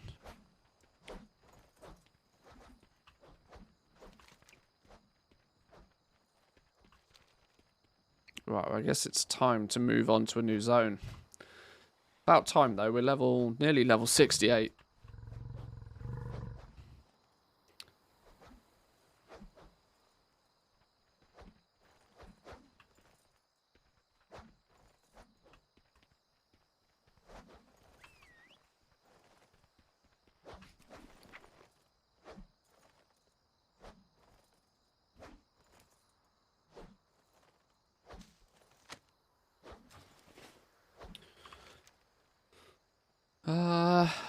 Okay.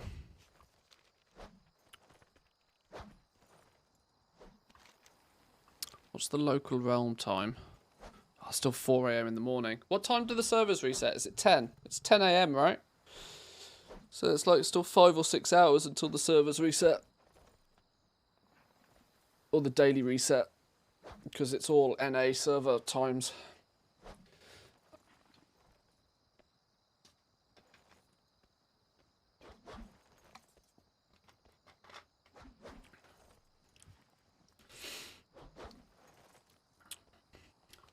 It's kind of frustrated me that, you know, that I can't test enchanting properly.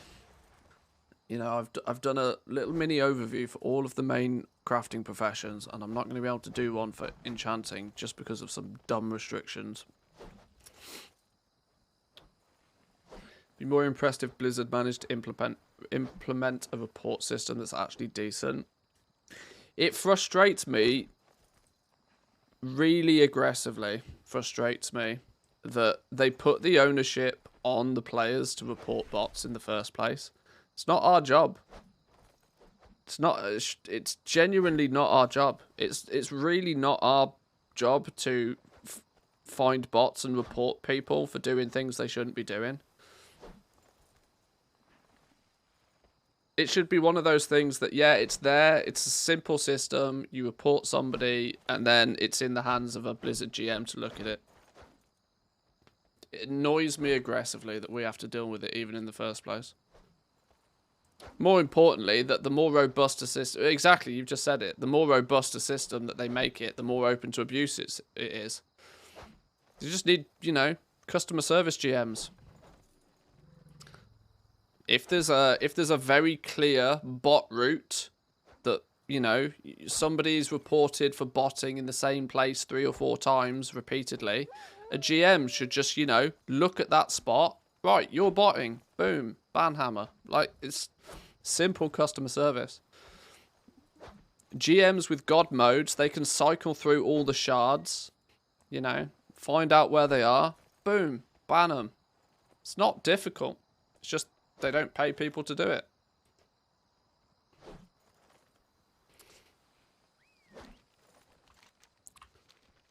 And so in turn, they have a bot problem.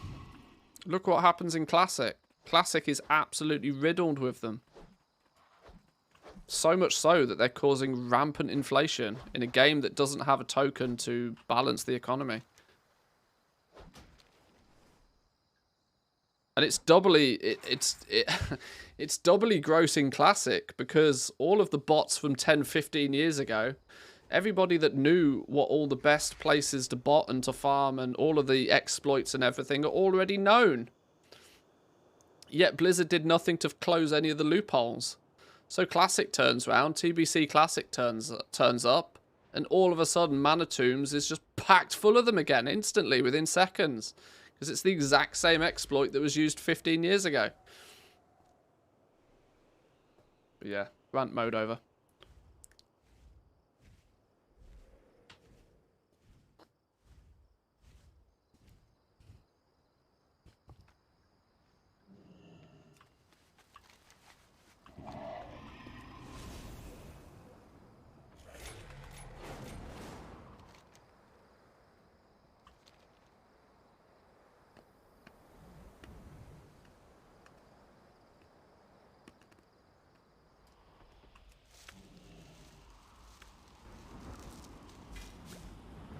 What's a dream bloom petal? Oh! That was the windswept thing, by the way. You see how I got booted, like, in 12 different directions?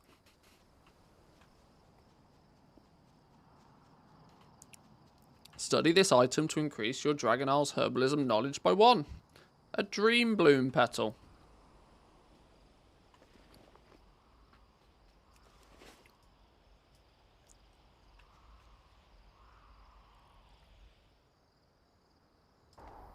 Oh, I went to overload the node and it disappeared.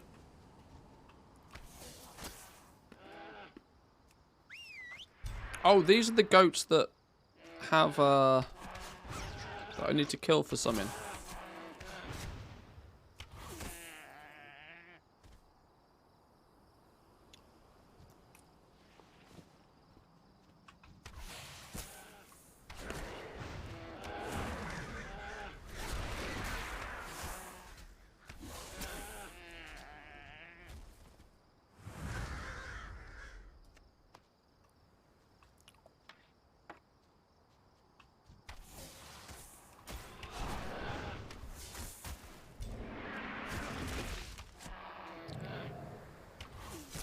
They closed the support service in France years ago.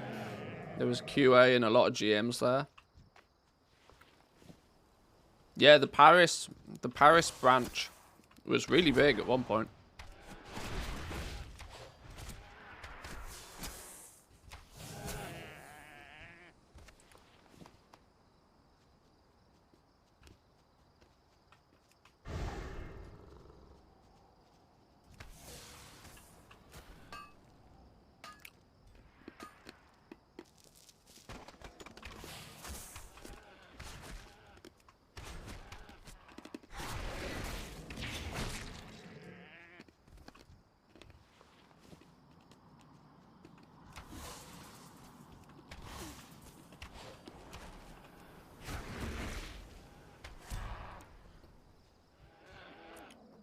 Which add-ons am I using for that UI? None. Not using a single add-on.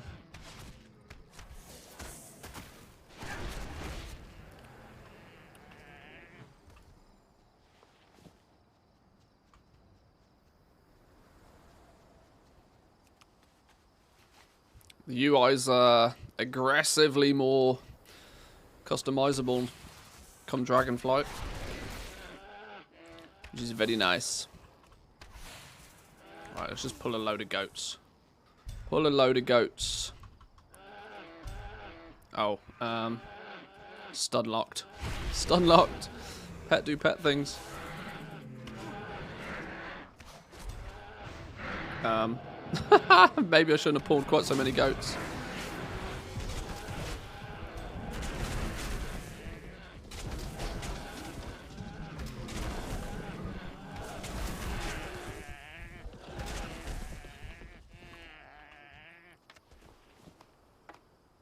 Bingo. Their support system's notoriously shit. Every time it requires an actual person to look at it, they're like, if you don't stop trying to appeal your ban, we're going to permaban you. Yeah, I know. Yeah, when people are super confident that they've been falsely banned for something and they appeal it, they threaten you with a permaban. Mad. Yeah, I mean, that's just terrible. Stop, you know, I want a real person to look at this appeal, not an automated system. And to get a real person to look at your ban appeal takes risking your entire account. It's just terrible. Artisans Consortium, Dragon Isles branch, reputation increased by 250. We are still only preferred with them, but a little bit more rep. We'll get the Artisans Consortium up some.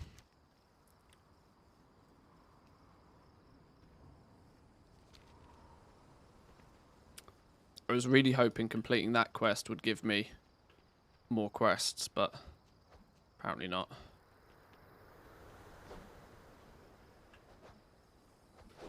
Did you find any cheese vendor? Not the cheese vendors we're looking for, no.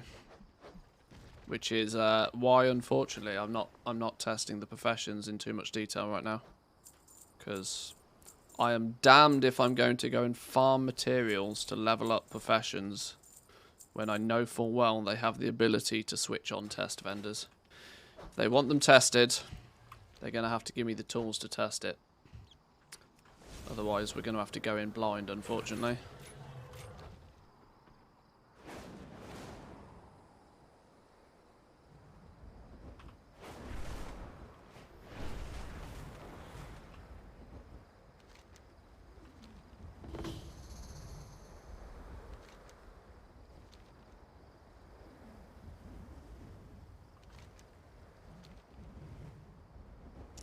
Right, this is your span. Let's have a little looky at this zone. I've literally never ever stepped foot in this zone, even though I had the alpha for weeks and weeks as well. Never stepped foot in this zone. I wonder if there's any ambiance. Let me kill the tunes for a minute. I wonder if there's any ambiance. Music. Music enabled. Let's see what the zone sounds like. Never really understood why Blizzard don't have an open beta. Care to enlighten me, or anybody else for that matter? Simply because they don't actually care so much, or it feels as if they don't actually care that much about the feedback. Companies that do open betas usually are the ones that are genuinely trying to get some, you know, critique on their product. Here I was jamming to the music, sorry. I wanted to just see if the zone had any ambiance itself.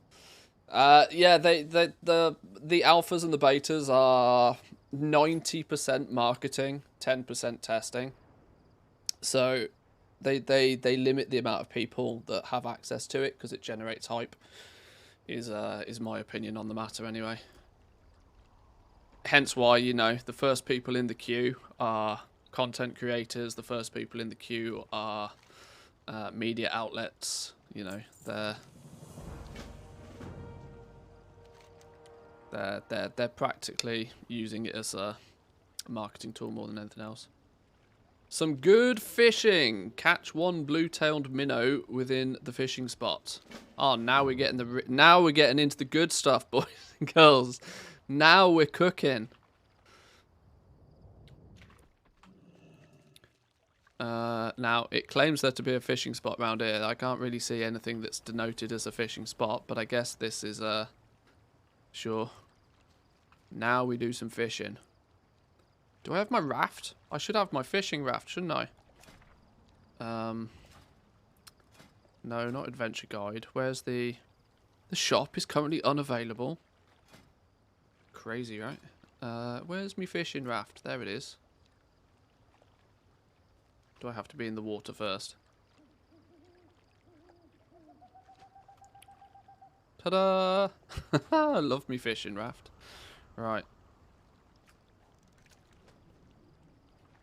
So no real good reason. Gotcha. Yeah, the honest answer. Yeah, there's no real good reason for them not doing an open beta, other than they try and use it as they use the alpha and stuff as a lost soul. That's the wrong fish, right?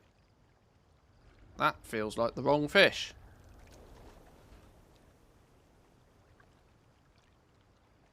Are you going to test the professions available on the beta realms? Well, I did my first look for most of the professions on alpha. I will obviously do as much as I can on the beta, but truth be told, until they give us material vendors, it becomes very, very difficult. Elysian Thate. Yeah, these are the wrong fish. Why am I getting Shadowlands fish? Go away, Shadowlands fish. I want some blue-tailed minnows.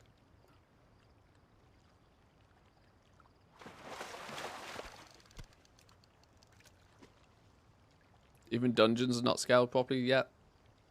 There's still definitely, it's definitely a lot to do.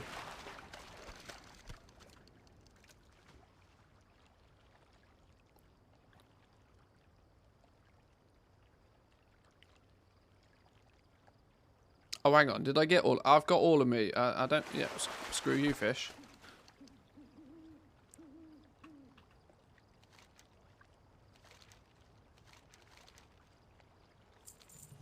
Oh, I was really hoping that would be a full-on fishing quest train. This is plenty to bring back to Iskar. You both have my thanks. That's how I imagine a Tuskar sounds. Right, we can go there. Is there a flight point there? I think there's a flight point there. Oh, there's another quest here. Hang on, what's going on? Every quest, every zone. That's my goal.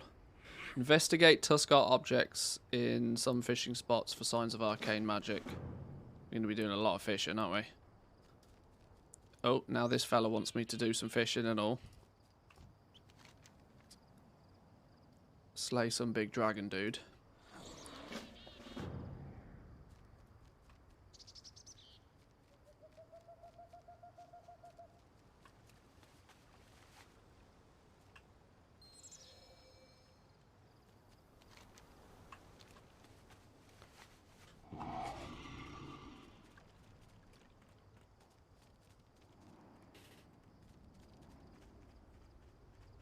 Oh.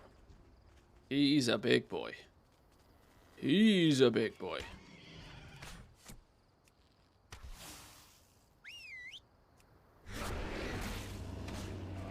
And somehow he got reset.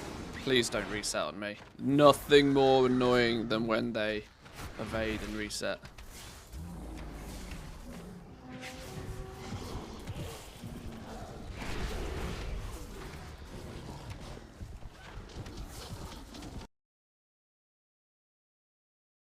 Announce next expansion, promise to listen to feedback, give players constructive feedback about core systems, disagree and promise to balance all perfectly down the line, adjust according to popular demand, start adjusting it based on feedback initially provided in the alpha, fix the expansion.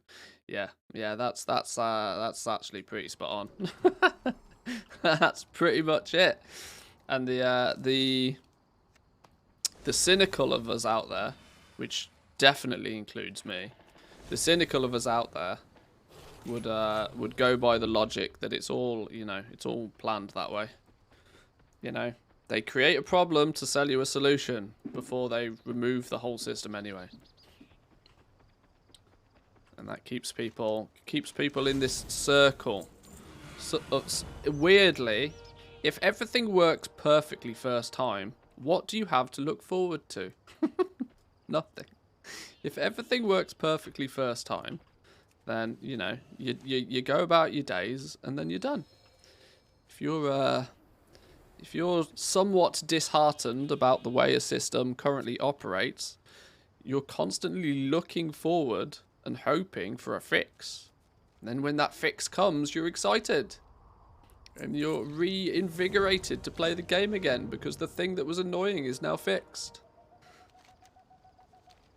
Do you see the pattern here?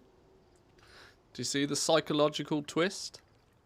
The psychological twist being that if everything is plain sailing at the beginning, they can't double dip you for dopamine kicks. It's not only it's not just being cynical, it's basic psychology.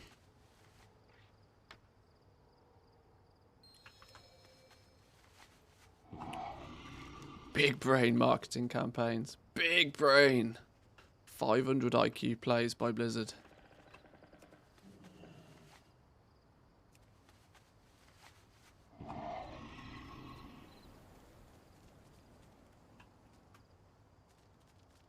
But yeah, I am, you know, I need a whacking great big banner up here somewhere that says the opinions of this Brit may be relatively cynical. Frustrates me though, because how frequently do I get it right? If I didn't get it right so frequently, I might, you know, question my own cynical approach, but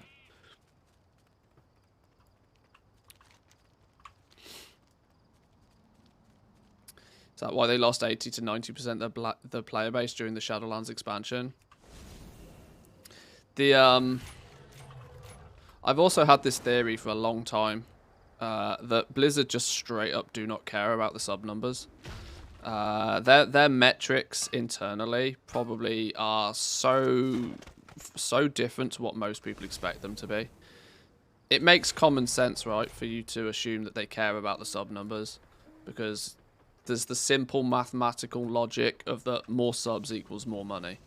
But unfortunately, it doesn't work like that, and it's been proven that that's not the case. It's not a case of how many people you can have playing your product. It's more of a case of how many deep-pocketed individuals can you have playing your product. God's honest truth being is that they probably don't want all that many people, or they need a ratio, they need a percentage of people to wish for the ability to play the game for free, hence make enough gold so that they can buy a token. But they only need just enough of those people to keep all of the people who are willing to put their hand in their back pocket to buy tokens, to gain that gold, to keep them happy. And it's more of a case, they don't need to increase the sub numbers exponentially. What they actually need to do is keep that ratio as tight as possible. The tighter they can keep that ratio, the more tokens they sell, and the more money they make off an individual user. Not to mention they're already double dipping you on you know, on you buy the game. First and foremost, you pay practically what is a full AAA price for the game in the first place. Additionally, you pay to play the game on a monthly basis with the subscription. There is also the cosmetic store, which is not necessarily overly cosmetic anymore, considering they sell you player boosts. And on top of that, there's also the token for those that feel that they want even more out of the game than what they've already been nickeled and dimed for. It's very clever. It's very clever. So, whether they have a million... Because if they had 1 million people that did nothing more than buy the box and pay the monthly sub, that sounds great. But they can probably make considerably more money off 200,000 people buying the box, paying the monthly price, and buying a token every month. And I shit you not, they will have some of the best accountants in the game.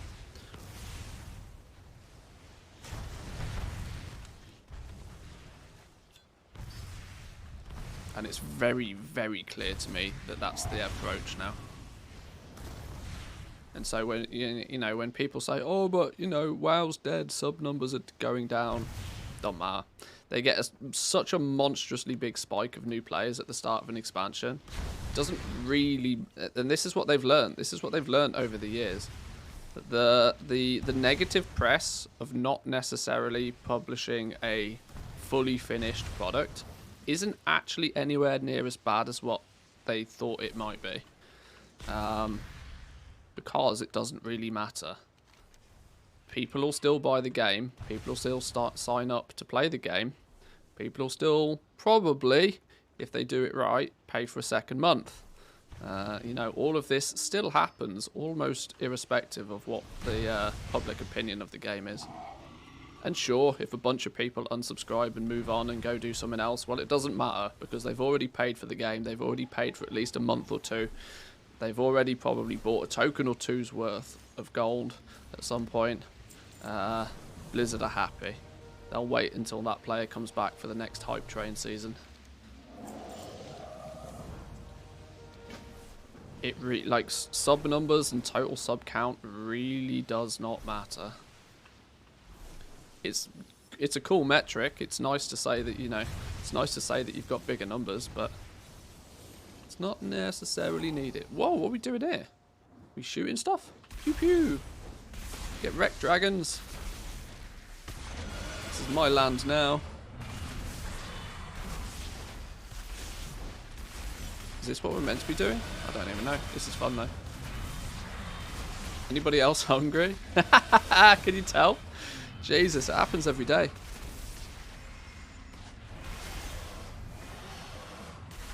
Oh, this one's got special dragon armor. I don't even know if I'm meant to be killing these things. I guess I am. Launch a projectile that deals moderate damage to the first... What am I doing here? Use Khadgar's arcane blaster to help defeat the primalists. That's these fellas, right? Surely. Yeah. Why can I not get that last one? He's invincible. Or his hitbox is just wrong. There we go, got him.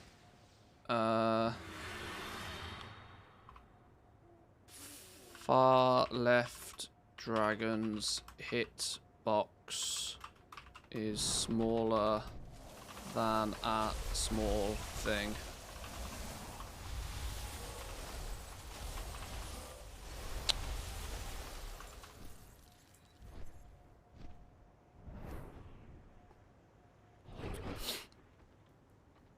Alrighty.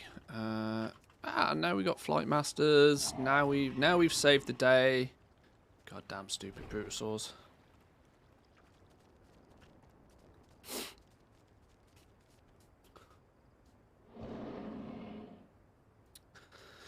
I don't get the hate that BFA and Shadowlands gets from people. I'm a raider myself, so even the raids haven't been the pinnacle of raiding, yet I've enjoyed all of them and what comes with it to be a raider. This is the thing. The raiding scene has... The raiding scene carries. Like, it carries so hard. And it always has. Blizzard's main goal with every expansion and every patch is to make sure they have a good raid. As long as the raid's good, everything else is good. The only time they have real problems on their hands is when the raid isn't good. Everything else is, you know, it's just fluff. It's nice to have. It's, you know, the entire game is designed to prop up the raiding scene, because their encounter design and their raids and stuff is literally second to none, and they know that. They know that.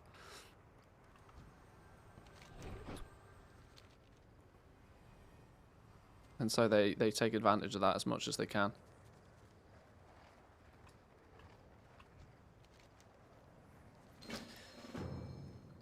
The irony is, for me, is that some of my biggest complaints with both BFA and Shadowlands is not so much what there is, it's more of a case of what there isn't. Shadowlands has had the distinct problem of that it's just had a lack of content. Outside of the big three, there's been a distinct lack of content. The Maw was just gross. The Maw was gross. Nobody ever wanted to be in the Maw, which made it a complete write-off for many people. It just wasn't fun. The simple reality of the fact was with the Maw, it just wasn't fun. And if a video game is not fun, you ain't going to get people playing it. So the Maw was a swing and a miss because it just wasn't fun. Korthia was alright. Zereth Mortis was alright. But the problem is, there's two little zones. 2 little zones to keep you going for 2 years is honestly just not enough. It might have been enough 4 or 5 years ago, but the gaming industry is different now. There's competition from every angle. There is World of Warcraft is not the only successful MMO on the market anymore, which means that. And I've spoke about this a few times. The sooner Blizzard understands that it should be deemed acceptable for somebody to put down World of Warcraft and go do something else for a small period of time. No longer are they able to produce enough content to satisfy the needs of the most hardcore players 24 hours a day, 7 days a week. Because there's too many other distractions from other really good video games out there nowadays. And that's not a bad thing. And this is the point. This is what Blizzard need to, get a grip on. It's not a bad thing that people want to go and play other games. Let people go and play other games, but make sure when they're playing World of Warcraft and when they've given you that subscription and they've paid that box price, that Blizzard are providing them the most possible fun that they can have at that moment in time.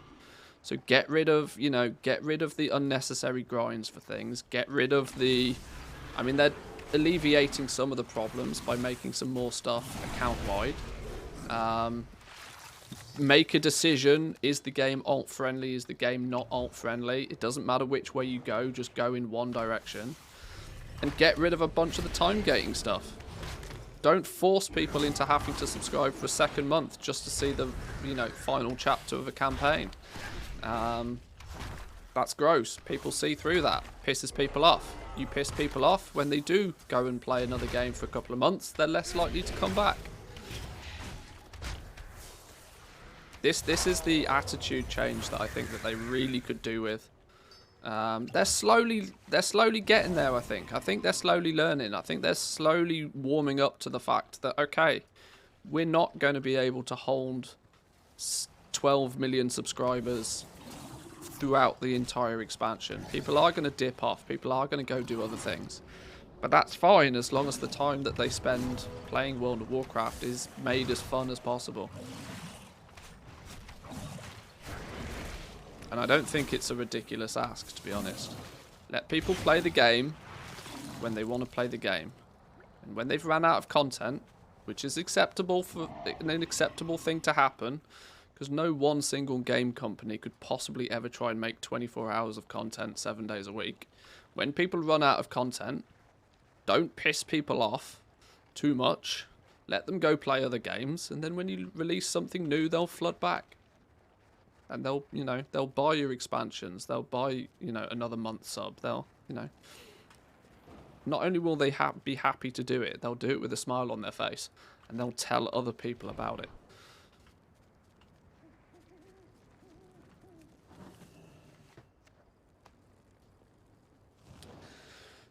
I do commend them for trying something as edgy as the Maw. I think if done during a different age, the Maw would have gone down better. I think the problem with the Maw was the fact that it was the very first endgame zone in an expansion.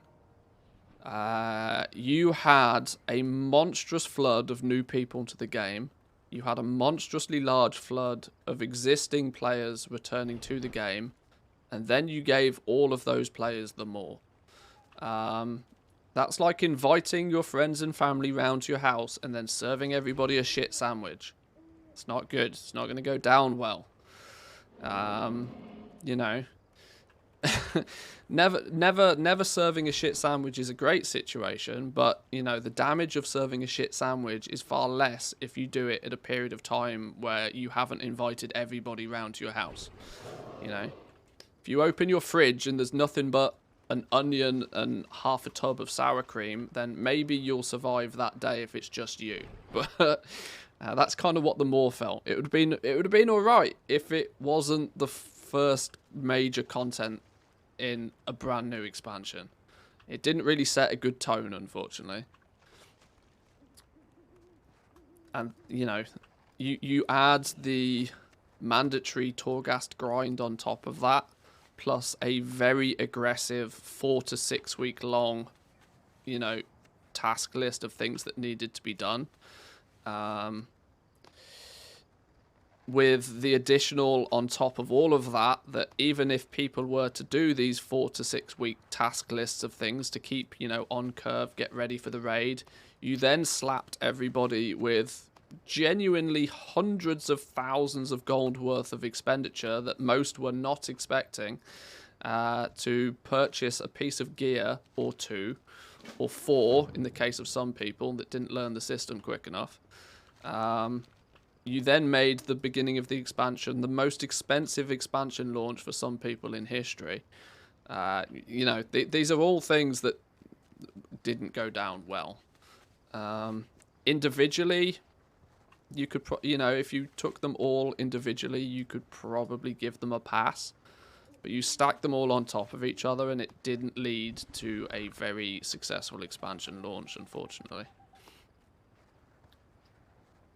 Unless you consider making 20 million gold in, like, 4 weeks a success. But that's a success for only a very small number of people.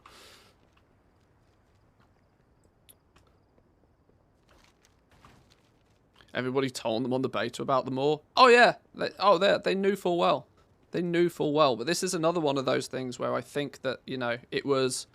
We'll sell you a problem, you know, we'll give you a problem so we can sell you the solution. You know, look how quickly and easily they reverted all of this. You know, 9.1 came around. Right, now all of a sudden you can use mounts in the Maw.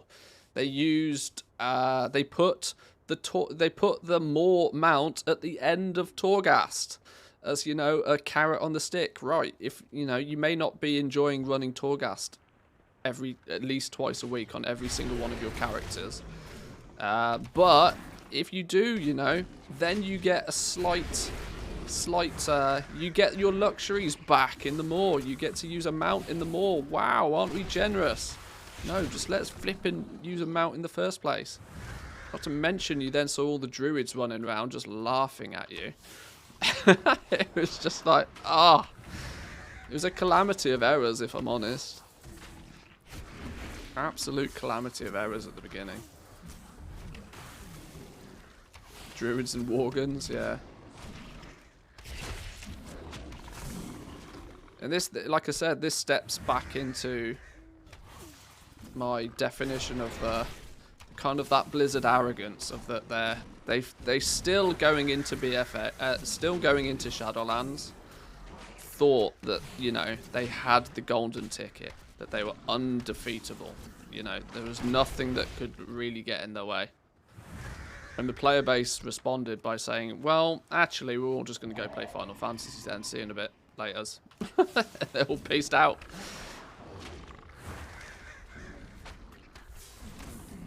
And obviously COVID was a thing, sure, but they just used that as an excuse for slow development. But to give them some credit, it does appear as if they are slightly learning their lessons. But we also do know that Dragonflight has been in development since before Shadowlands was even launched. We might end up with a similar scenario like we did with Legion. Legion ended up being really good. Why did Legion end up being really good? Well, because they put twice as much development into Legion. They were working on Legion before they even started working on Warlords of Draenor. Yet, for some reason, of which I can't thoroughly remember what it was, they decided to switch the release of the expansions, release Warlords of Draenor first, and, you know, had to pretty much do a bit of a rush job of it. And then they quickly realised that, shit, we don't actually have anything for people to do once they hit max level. I guess everybody's going to live in their garrison until we finished Legion then. But hence why then Legion turns up, and it's actually quite good. It was actually really quite good. The amount of content that Legion had initially was outstanding. You know, you had class halls for every single class. You had multiple artifact weapons for every single, you know, class in the game.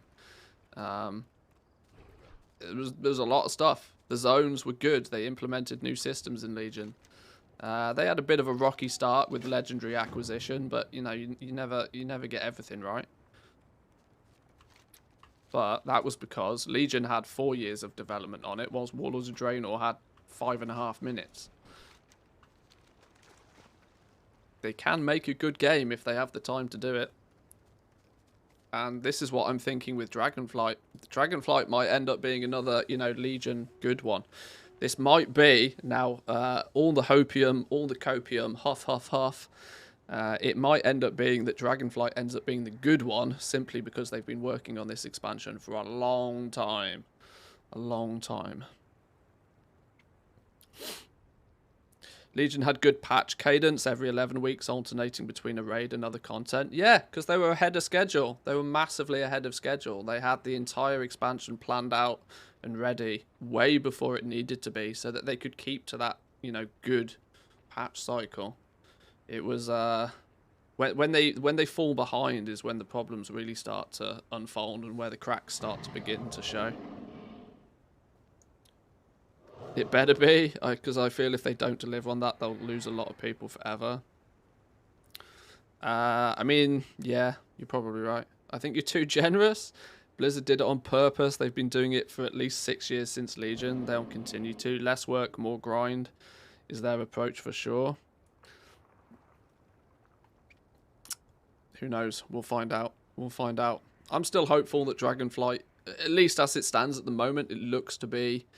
I hope they flesh out the level 70 stuff. The problem for me is that we've not seen much endgame stuff. And I can clearly see a patch worth of content. But what I can't see is much past a patch worth of content. The reputations, the renowned thing, leveling this up is a patch worth of content. 4 main zones. If we're not going to have, you know, an end zone on top of the 4 main zones, the 4 main zones need to be the, you know, what keeps you occupied. Leveling is good so far. The major factions look interesting. They've slapped a renown tree on top of a rep grind. Lipstick on a pig in my honest opinion, but I mean it's a patch worth of content. The only slight concern about Dragonflight is the simple fact that, you know, what are we going to do in 10.1? People will finish this. People will complete this in 10.0. What are we going to be doing in patch 10.1? Bit annoying that they've ordered 2143. Well, the order doesn't change, but yeah, it would be kind of nice if, you know, you're I don't know, put a sort button or something up. This is work in progress apparently. So see no changes, to be honest. Keys are still here. World quest as well. 4 factions to grind. Task table, so on. It's the same as Legion for another 2 years. Yeah, like I said, the content that's there right now looks good. I do slightly worry that this doesn't feel like an expansion's worth of content that we're testing right now. This does feel like more like a single patch. But for reference, like in the Shadowland, in Shadowlands, for example, in the Shadowlands beta, we saw a lot more than what actually ended up going live. Sure, we didn't see Zereth Mortis, we didn't see Korthia in an of its, you know, but there, you know, we saw a lot more. There was a lot more physical stuff.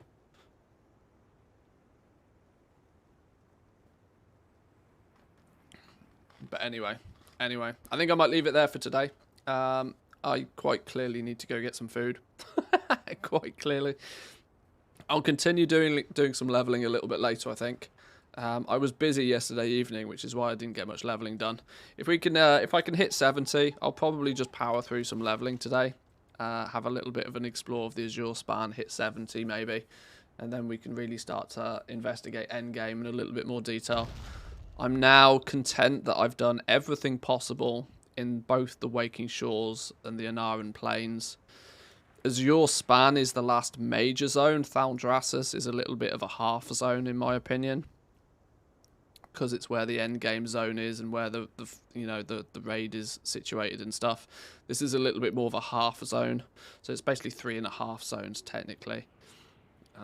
Azure Span I think is the last major zone, and actually where I think a lot of the content is. So want some enchanting stuff? Not right now, but stick it in a bank. Don't get rid of it. Any greens and stuff, save them up. I might have to loot and pillage the community for some materials maybe to try and power level it and see just what's what with it. But I'll worry about that in a few days. I can't unfortunately test enchanting like I'd like to. So that'll just have to wait. But boys and girls, I'll leave it there. Thank you all for joining. Hope you had fun. I apologise it was a bit ranty and a bit all over the place today. I was really hoping to be, elbow deep in enchanting, but it didn't happen. So, but we'll be back tomorrow, Friday tomorrow, last day of the week tomorrow. Depending on how far I get on leveling today, we might spend a little bit more time on the beta tomorrow, or we might do some TBC time walking stuff tomorrow. We'll see. I'm not sure. But anyway, thanks all for joining. I'll be back again tomorrow. Have fun, and I'll see you in a bit. Peace.